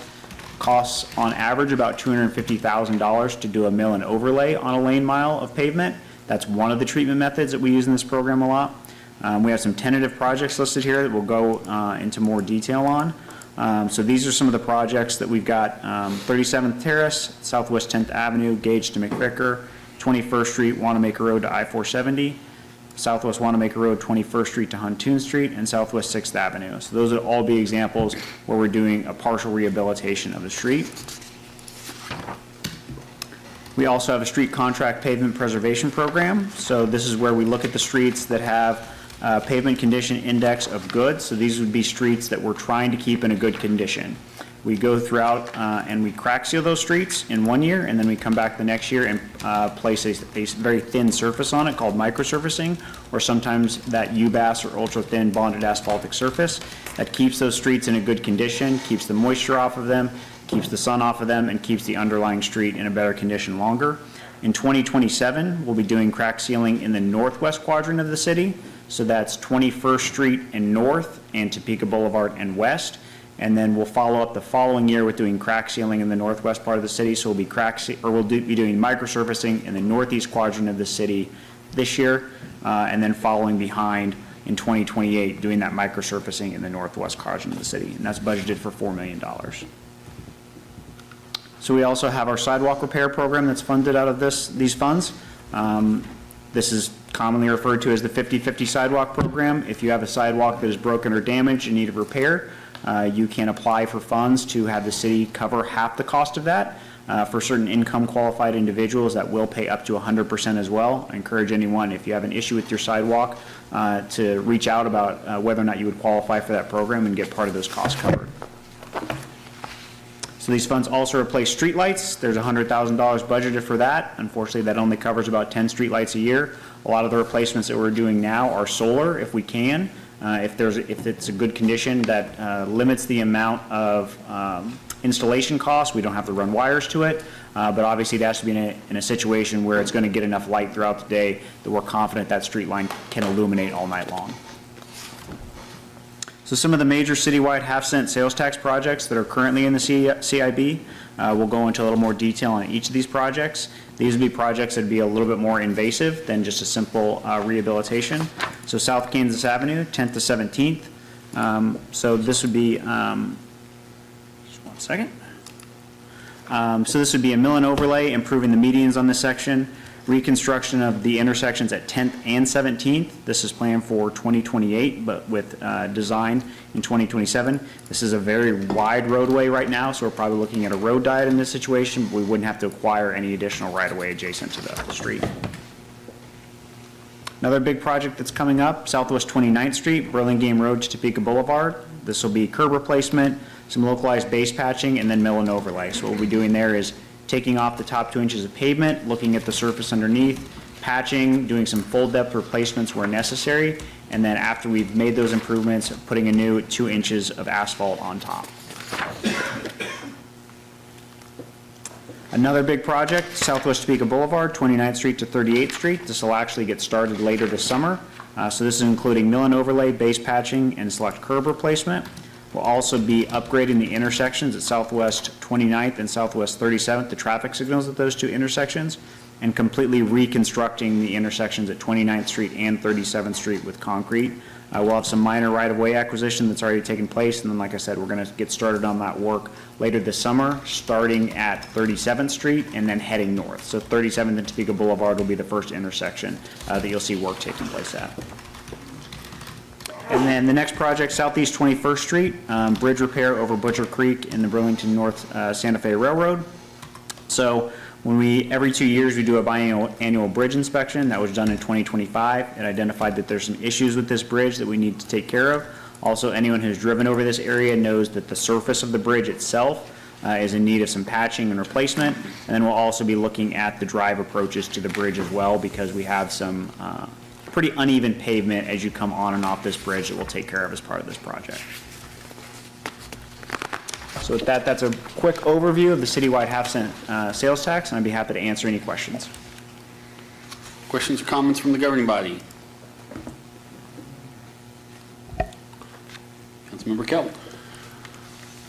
On that first street, that you had 37th Terrace, Mulvane, all that kind of stuff, I'm still going to be pushing. I think we need to work on our arterials. That 37th area there has been done 7-8 years ago. I know it wasn't done right because no drainage was put in that area. But we have 37th from Kansas, or from Adams, all the way to California. Is this falling apart? And we're looking at side streets almost on some of these. And we need to look at projects where people are traveling the most. And doing a little side road to me is not where our citizens want. They want our 10th, 17th, 21st, 37th, our Kansas, Topeka Boulevard, California, Wanamaker. They want those, all the roads, because we can do an area that sees 30, 40 cars a day, a strip of road, or we can do what our majority of what's happening. And right now, that 37th from, like I said, from Adams to California is just falling apart, and I think that's something we need to look at drastically right now to look at. And it seems like that 37th project from Gage all the way to California, it's been patched together over the last couple of years, and we need to look at longer stretches, not just doing a block here, a block there on 37th, because that's what's been happening over the last few years. We need to look at long stretches of road that are highly traveled to get our citizens taken care of and get them what they want, because if we're trying to do this in the future, we're not going to get anything done with a half-cent sales tax if we're not taking care of our arterial roads, and then where we're going to be as a city trying to pay for these projects. So I want to see our main roads be the ones that are desperately in need of stuff to be taken care of first before we look at any side roads or even roads that have already been done, but maybe done 5 years ago and need some stuff done. We need to look at the ones that are falling apart drastically. Thank you. And just to respond, so I want to make sure that I do address that we are aware that 37th Street is in need of some repair as well. We currently have a project this summer that's working on 29th Street, Kansas to Adams, and we also have a project that's working on 37th Street east of Adams. So that is one of the challenges that we always have to do. You cannot be closing streets that are the detour path for each other. The water has to flow somewhere. You can't shut the water off. It's going to find a way. Same thing with traffic. So that is an area that we know needs to be addressed, but we have some current projects right now, and we can't have roads that are close together, closed at the same time. So we have to work on phasing those things out. But it seems like I can mention the same road year after year after year, and it's just not being addressed. And it's not even a road that's in my district. It's right on the edge of my district going east, and it's been mentioned by myself, by other people up here in the past, by citizens, that there are certain roads that just are not being taken care of. And then you look at 37th just in general, we're just doing little small patches. And I know when the bridge was closed at 37th in Kansas, the traffic flowed just perfectly fine to get around when we need to get around for that 2 weeks that it was shut down, because that's an area I travel every day to go to work, and we were able to go through off 45th or down to 29th, and we were able to get out of that neighborhood. But we're just, to me, we're just not looking at. It's almost like certain spots of town are almost like, well, no big deal, and it's how many times can we do Wanamaker? It seems like every 2-3 years we're doing something with Wanamaker. And then look at what we're doing to some of our main roads, because those are the people that come from out of town that see. They don't see all the side roads. And then when they're like, well, the roads are trash, I want to bring my car in here because I don't want to blow out a tire and all this. I'll go to Lawrence, I'll go to Manhattan. And we need to look at some of these projects and say, what's best for long-term for Topeka? And what's needed the most? Because I know it got brought up, we'll kind of do a mill and overlay on that 37th, and all of a sudden it's like someone brought it up, and then it's like, well, the road's trash, we can't even do a mill and overlay. So on that area, so it's. I just want to, I can only bring it up so many times that 37th has been sorely neglected for over a decade now on the aspect of long-term road, what needs to be done there. And it just keeps on getting worse and worse, and it's something that I'm going to keep on fighting for and keep on bringing up. And I just don't see why every year it just keeps on getting pushed back or not even looked at as aspects of things as a priority to our city and to our citizens. Thank you. Councilmember Hiller. Thank you. I've got 3 questions. One of them kind of includes a follow-up to Councilman Kells. At the beginning of your presentation, you talked about spending $4 million a year to spend down an accumulated balance of the half-cent sales tax. But in the book, it continues all the way across the plan. So we get money every year until 2029, and so if we have a built-up fund balance of 25 million and we get 20 million a year, we're gonna have to program more each year to spend that down. And so I think to Josh's point, when he mentioned earlier, when we were facing the situation with COVID, where we were concerned sales tax receipts were gonna drop, and we also had an issue of construction delays at that time, there was still money that was coming in, but work was delayed because we chose to pause some projects while we waited to see what happened with the sales tax. Unfortunately, when you pause a construction season, you never get it back. It's very difficult to make up a lost season of construction because you can only close so many streets at a time, as I've said. So we've got to be very careful about how many projects we do at any given time. I understand that. But the issue is you named the big number last week and again this week in terms of the total. If we're using what used to always be in the operating budget for the preventive maintenance, and we're taking it out of half-cent sales tax when we have that much worth of streets that need major repair, I'm concerned about that. And I made a proposal last year in budget cycle to be able to, if we're going to start migrating, we borrowed money out of the debt service fund, moved it over to operating for 2026, then instead of moving it back into debt service, that we move it into a maintenance budget so that we weren't having to spend the extra bond money on various projects. So are we still going to get a chance to see at least a map that shows where we are with all of our arterials, which ones have been redone and maybe what year, so that we can see how far we've gotten? So that's not how we look at improving the roads. We don't look at one road and say, well, that's done. Now we're going to make sure we do all the other roads before we come back to it. We have to look at what roads need it the most. That can be based on the rate of deterioration, which is going to be different for any street. One street, we may do a mill and overlay, and that mill and overlay may still be in good condition 12 to 15 years later. Another street, we may do a full reconstruction and find that 10 to 12 years later, there was a situation that developed that we need to get back on that street sooner than we would have liked to. So we're not systematically going around and just doing the streets in a numerical order. We're constantly reassessing which streets are being done. I'd also say, when we talk about how we do pavement management, I encourage you to view the presentation next week, where we're going to talk a little bit more about what can we do to get out of the fact that it takes $740 million to bring our streets up into a good condition. How can we possibly ever get all of our streets in a better condition when that's the situation we're facing? And we're going to talk through some of the methodologies that can get us out of that mess that we're in.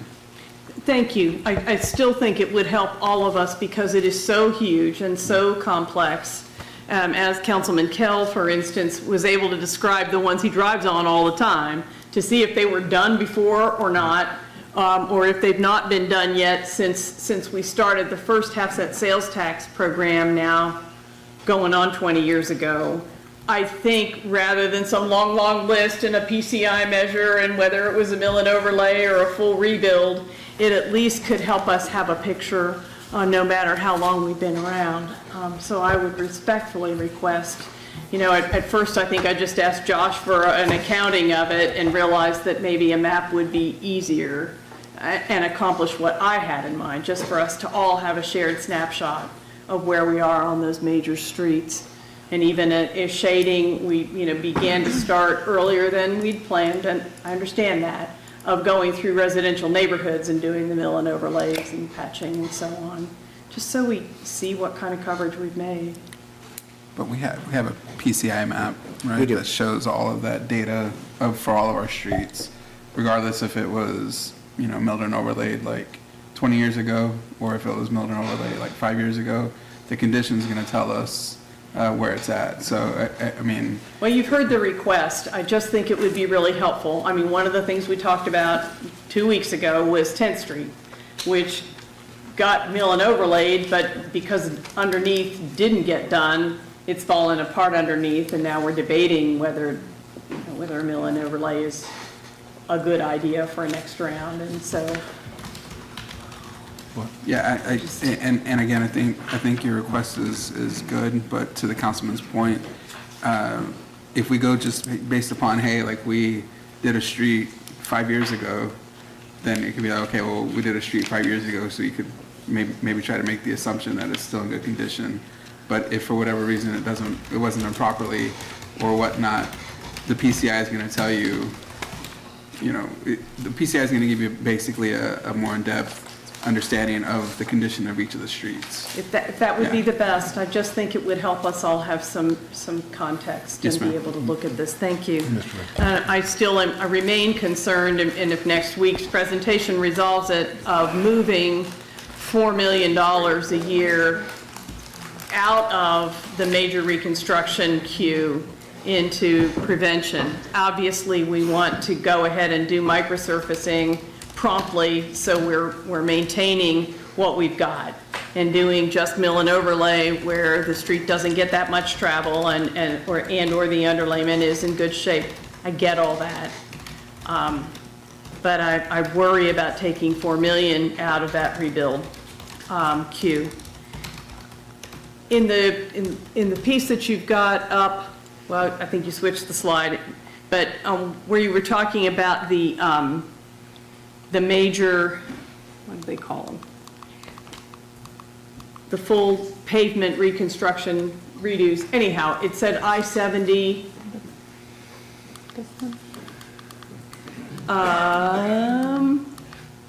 Almost. Wrong way. That one. There we go. Southwest 6th Street, I-70 to Fair Lawn. Is that meaning east of downtown all the way to Fair Lawn? No, so that would be Southwest 6th Street near the governor's mansion, Right. I-70 to Fairlawn Road. I mean, there is an I-70 exit on Fairlawn, so it's about 3 blocks So from, this would be on Southwest 6th Avenue between the bridge over I-70 and the intersection of 6th and Fairlawn.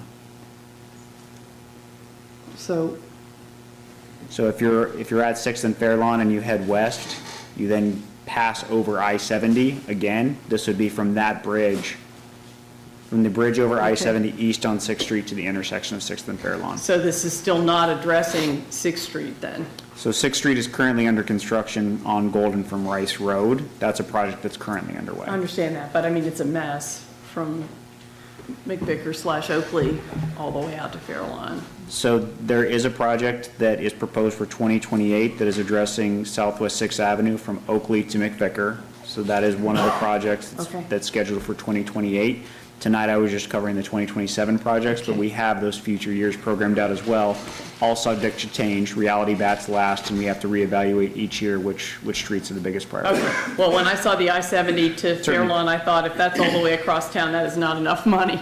So that's where I was going with that. I have a question. I had one more, but if she needs to go first, that's fine. Councilmember Aldevi Alcala. Can we go back to the one that has the side, or the alleyways that are paved? And this is just a really general question. Obviously, over here in Oakland, our alleyways, or hardly any of them are paved. And I'm wondering when they get, repaired, might it just be a small section, or it might be the whole alleyway is totally redone for those that are paved? So for an alley that is paved, as you can see on here, we have 450 paved alleys in the city, and we only do 5 per year. The 5 that we're doing are probably in need of repair of the entire alley being replaced. In order to be at the top of the priority, it's very likely that entire stretch of pavement would need replaced. Okay, so let me ask, what is it in the Topeka history, this is a general question, that warrants an alley being paved and one not being paved? So I can't speak to when that was constructed. I can say that when we have an alley that is unpaved, the maintenance on that alley is much easier. We can go in, regrade that alley, provide good drainage with the equipment. It's not a capital project. We don't have to tear it up. I'd also say that our utilities department likes when that happens because they have better access to the infrastructure of any utility lines that may be in the alley. So where possible, we do look to convert those paved alleys to aggregate, but that's a conversation that has to happen with the homeowners in the area if that's appropriate for the type of use that that alley sees. So if I would say, okay, Jason, why wouldn't we consider not paving these and just turning them into like the majority of the alleys that are around Topeka, taking care of them? It would be easier, it would be, a minimal savings in the budget, but then would you in turn tell me all of that has to be determined by the neighbors? Is that what you're saying? So what I would say is we've had conversations and we have had alleys that we've converted from paved to an aggregate material. When that has happened, we've discussed that with the neighbors to make sure that that's something they're comfortable with based on the use. But I think that's definitely worthy of a broader discussion of should we be investing more time and energy into converting some of those paved alleys as they wear out to aggregate material. That's definitely a policy discussion that I would welcome. Because, again, not being proficient in this realm, what you're basically saying, like if you have a paved alley and say something goes wrong underneath and something has to be dug up a line or something like that, then that would all that cement or whatever it is would be taken up and then by the city and then have to be put back in by the city, correct? That's correct. Okay, so I don't know how we have that discussion as a governing body, but I think that it's worth having the discussion to save some money, because I can tell you, since I've been on council, at least Public Works has always been very receptive and quick about getting alleys dealt with that get turned in by constituents or by me. So I feel like, at least here in Oakland, our alleys are in better shape because they're being more aggressive with them. And so if it stays at that level, unless there's other council people that go, oh no, my alleys look like crap, blah, blah, blah, they're not moving on them. I would encourage that we have further discussion on it. I know none of these alleys are in my district. I do know that we have, a handful of paved alleys in District 2, but even if these alleys were in my district, I would want to still have that dialogue about the changeover. So I don't know what you want to do with that, Jason. I'm just putting that out there. I think that's a future conversation that we should bring to the Infrastructure Committee and talk about some of the numbers behind that. Okay, thank you. Thank you, Mayor. Councilmember Hill, you had one more question? I did. Normally, it seems like we've always done bridges with some federal exchange money or something like that. Mm-hmm. And so I was a little surprised to see the Butcher Creek Bridge on the half-cent sales tax list, and in fact, on its page, it still says GO bond. Okay. So what's up with Absolutely. that? So we get about $1.3 million a year from the Federal Funds Exchange Program. Historically, that has been used for some small-scale bridge repairs, also for our biannual bridge inspections. So what we're proposing to do here is that we would do the pavement surface of the bridge with the half-cent sales tax money. The underlying repairs to the bridge structure would be geo-bonded. At $1.3 million a year, that is absolutely inadequate to fully fund the total amount of repairs that are needed on the bridges across the city network. We have about 110 bridges, and bridge repairs are very expensive. As you know, we have some bridge repairs that are we've recently done on the Kansas Avenue Bridge. We recently did some repairs on the Branner Bridge. Both of these bridges that we're proposing in the CIP that recently took the Infrastructure Committee are heavy need of repair, and $1.3 million a year is inadequate to cover those costs. Okay, I was just, again, kind of trying to protect this street still and look for we've had grants before also sometimes. So there is a bridge improvement program that is offered through the state. We have received a grant for construction of a bridge on 57th Street. That is a very competitive program. It's funded through KDOT. They have a lot of bridges out in rural areas that typically take priority for those grant funds, but we absolutely apply for those funds every year. Just checking. Thank you. Thank you. Councilmember Kell. I know PCI score is brought up, but we need to start doing some eye tests, because there's some in the past we've been showed PCI scores of certain areas, and it says it's a good road, but you drive it, you look at it, and it's not. So I think we need to putting the eye test back into some of these PCI scorings and go out there and look at ourselves, because sometimes, I know we're getting to a statistical world, a sabermetric world, but sometimes the eye test is the best test out there to actually see what's going on. And so those are, I think, some of the things we need to be looking at when we're looking at some of these projects, is what it visually looks like, not just what the PCI score is. Thank you.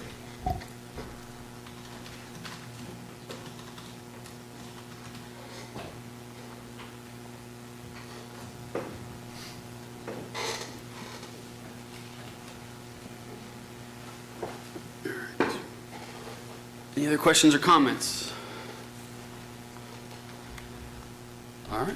Well, if there are none, then we will move on. Thank you very much.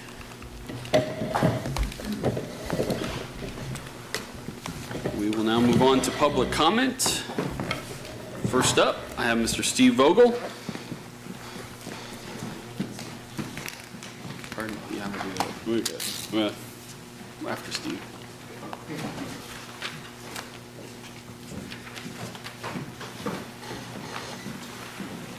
Actually, we'll just do it now, you're right. While he comes up here, I'm going to make a motion to extend beyond 10 o'clock. Have a second from Councilmember Miller. All in favor say aye. Aye. All opposed, nay. Nay. All right. Thank you, Steve. Floor is yours. All right, thank you. Good evening. My name's Steve Vogel. I'm the president of the Shawnee County Landlords Association. I want to talk about the landlord registry draft proposal. You should all have received a copy of it. First, I want to share a couple of stories that may highlight how something like this could go terribly wrong. In 2019, when Brent Trout was the city manager, a vacant property ordinance was introduced. Despite our opposition, the ordinance passed. A few months later, I started getting a lot of texts and emails. Many landlords were telling me that they got a letter telling them they needed to register their vacant property and pay a fee. The ones they were complaining about were vacant lots and properties that had tenants in them. These complaints went on for a few weeks. The city was harassing some of these owners, saying they had to get building permits, prove occupancy, etc. The city hired a company called ProChamps to administer this ordinance. ProChamps had no office or physical presence in Topeka and no employees in Topeka. This turned out to be such a debacle that the city stopped enforcing it a short time later. The ordinance is still in effect, but I haven't heard a complaint about it for years. Around the same time, I had a conversation with Mike Haugen, the former PMU director. He and other city officials had recently visited Wyandotte County, which has very strict landlord regulations. He said they drove through neighborhoods, quote, 5 times as big as Highcrest, end quote, where most of the houses were boarded up. The point of this is how our city makes important decisions. Where were the critical minds when the vacant property ordinance was introduced? Why didn't more council members ask the obvious question, how can a company with no physical presence in Topeka manage this ordinance?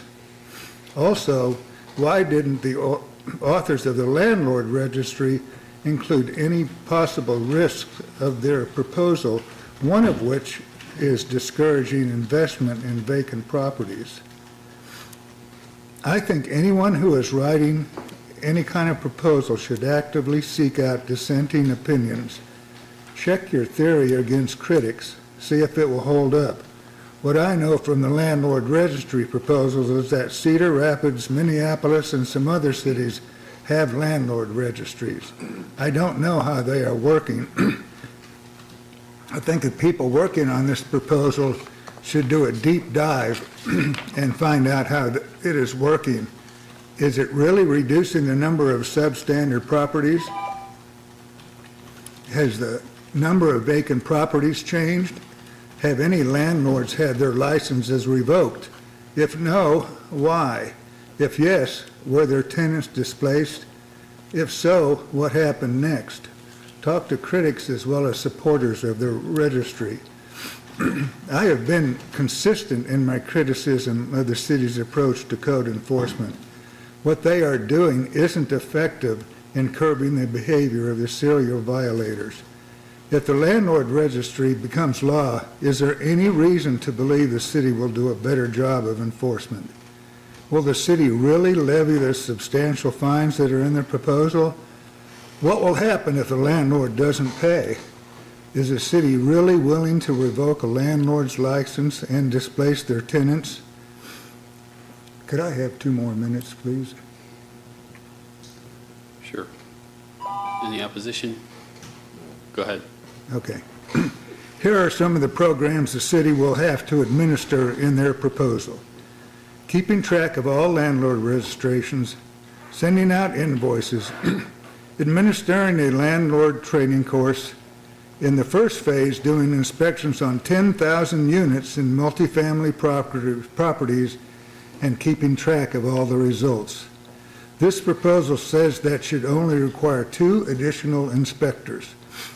keeping track of all evictions in the city, publishing a tenants' rights brochure and distributing it to tenants, requiring certificate of compliance for the sale of 4+ unit rental properties, keeping track of all individuals that have more than 25% ownership in an LLC, maintaining a bad actor database that will be accessible to the public. Item 4.4 in the proposal is mandatory tenant relocation assistance if the tenants are forced to move. There are very steep payments for the landlord to cover. If the landlord doesn't pay, the city will maintain a rental assistance reserve to cover the payments. This is just a partial list. Do you really think that the city will be able to do all this? In the research that I have seen lists the benefits and risks of landlords' registries. Failure to properly administer the program is one of the risks. Failure to do so leads to a lot of problems for all parties involved. I hope you all take a critical look at this proposal and its possible benefits and risks before you make a decision. Thank you. Thank you. Next up, we have Danielle Twimlow.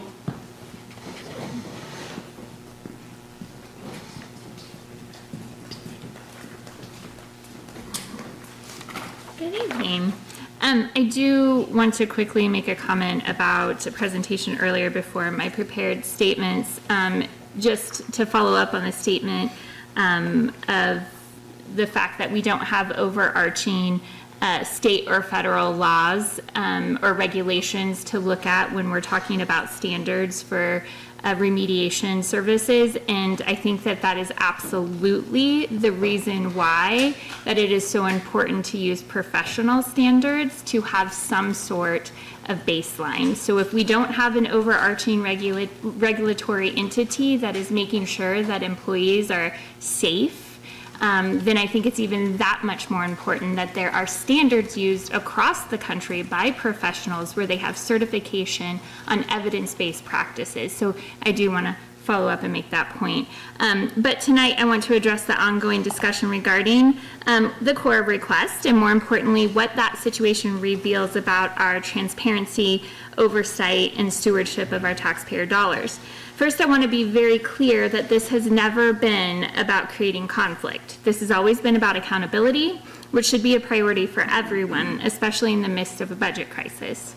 Over the course of multiple council meetings, concerns were raised regarding the volume, frequency, and apparent irregularities in work orders and payments involving a certain contractor that the city has paid significant funds for utility-related work. These concerns were not speculative. They were based on observable discrepancies in publicly available records and issues that, in my view, warranted internal review. When no meaningful review occurred, I exercised my legal right under the Kansas Open Records Act and submitted a record request seeking contracts, bid records, procurement logs, invoices, work orders, payment history, and related communications. As noted, I was charged $400 for that request to gather information that should be easily retrievable.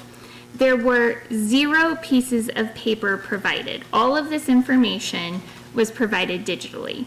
I want to also be clear that many community members reached out offering to chip in money to assist with that cost. The fee was paid because I believe the public deserves transparency, even when public dollars are involved, especially because public dollars are involved. However, after receiving the records, it became clear that the concerns made public were not only valid, but amplified.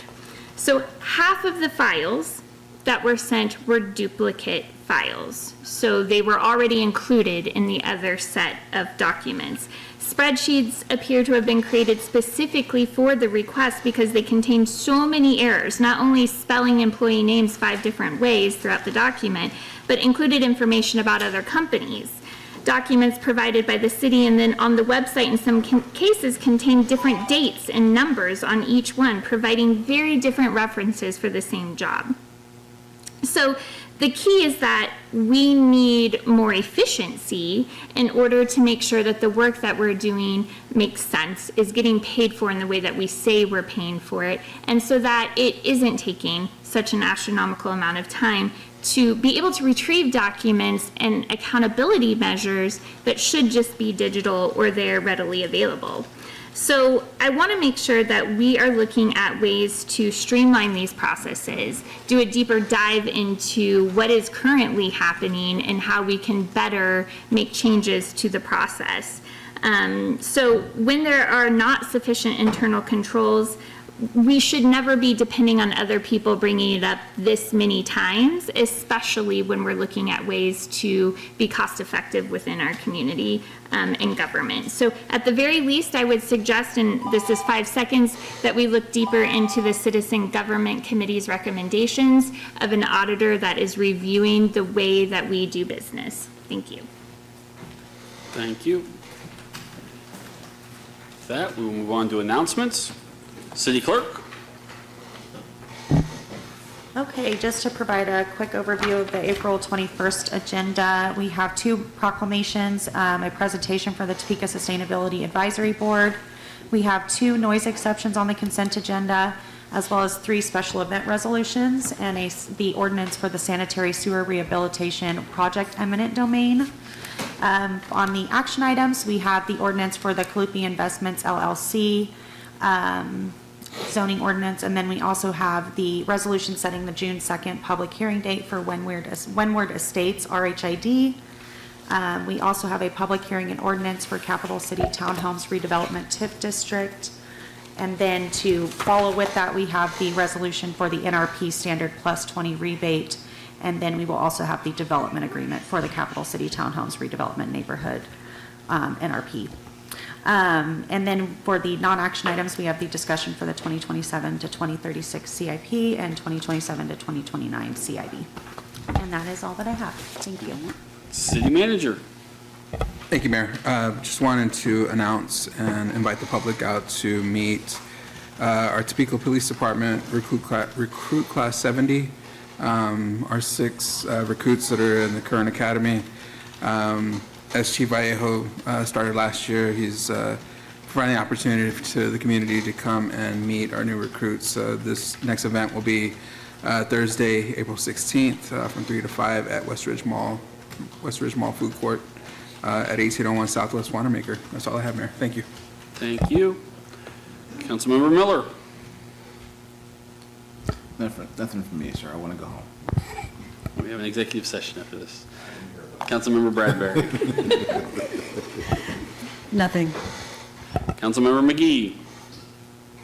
Nothing. Deputy Mayor Hofer. Nothing. Councilmember Hiller. Nothing. Councilmember Valdivia Alcala. I have nothing. Councilmember Ortiz. Councilmember Banks. Nothing tonight, Mayor. Thank you. Councilmember Kell. All right. Threatening my life by talking, but You're right. the mayor talked earlier about fraud emails and AARP. That is something that's happening all over, not the elderly, so we need to watch out for ourselves. We, as a council, have gotten fraud emails from fake mayor in the last couple of days. Road crews are going to be out. The weather's warming up. Road crews, please be careful on the road crews. Speaking of warm weather, if a neighbor needs help with their yard, it's a lot easier to take care of it now. Please reach out to your neighbors that need help with their yard maintenance. And then the Topeka Scarecrows start their playoff push tomorrow night. The arena is over 75% sold so far. So if you're looking for a event to go to tomorrow night, the Scarecrows start the playoffs. Thank you. Thank you. All right, I do have 2 quick things. First is simple shout out, thank you. This week is National Public Safety Telecommunications Week. And even though we are not the county, we are the city, it's the county dispatchers who do a great service for our police, fire, and EMS systems. And so I want to thank them for all the hard work that they do over at the Shawnee County Dispatch during this week. Second thing is, which needs to go mentioned, is there's an artist by the name of, he's an illustrator and an artist, and his name is Tom LaPadula. And he is the only person who has ever taken the 80 kills by the Red Baron and painted them, each of them, all 80 kills, into 80 pieces of art. And he's gotten some national renown for this. And he didn't want to break them up. He wanted to find a home for them somewhere in the country. And a little while back, his daughter and her wife went to Kansas City just to eat barbecue. And they decided to trek down to here to Topeka, Kansas to take a look at the museum out at Forbes. And in doing that, the Combat Air Museum, and in doing that, they enjoyed their conversations. They liked the work that that museum had been doing. They went back home and said, you need to send your artwork over there to showcase it in Topeka so that people can see it. So he brought those last summer, and the experience was so great that he has decided to donate all 80 of those artworks to the Combat Air Museum here in Topeka, Kansas. And so it will be a tremendous draw for this community, for that museum. It's really great art. It's actually going to leave us for a few months to go visit somewhere else, ironically. But then when it comes back, they're going to redo it nice. And so I wanted to give a shout out to he and his wife were here to present those 80 pieces of artwork, which are going to be, again, the only 80 illustrations of any kind in the world of those Red Barons all in one place. And so just another thank you to him for that. And it's a heck of a donation to our community. So it will continue to bring people here to Topeka. With that, I believe I'm going to ask the Deputy Mayor if we have a executive session this evening. As she thinks about it, there's How long not a wrong answer, but Well, how long do we think next week's going to last? not as long as this evening. Okay, I will send out an email. I need one answer. I've heard from a couple of you, but I need a definite answer on something. I will send it, and we'll push it off till next week. Well, then with that, if there's no other business before this body, and I will double check with staff to make sure, then this meeting is adjourned.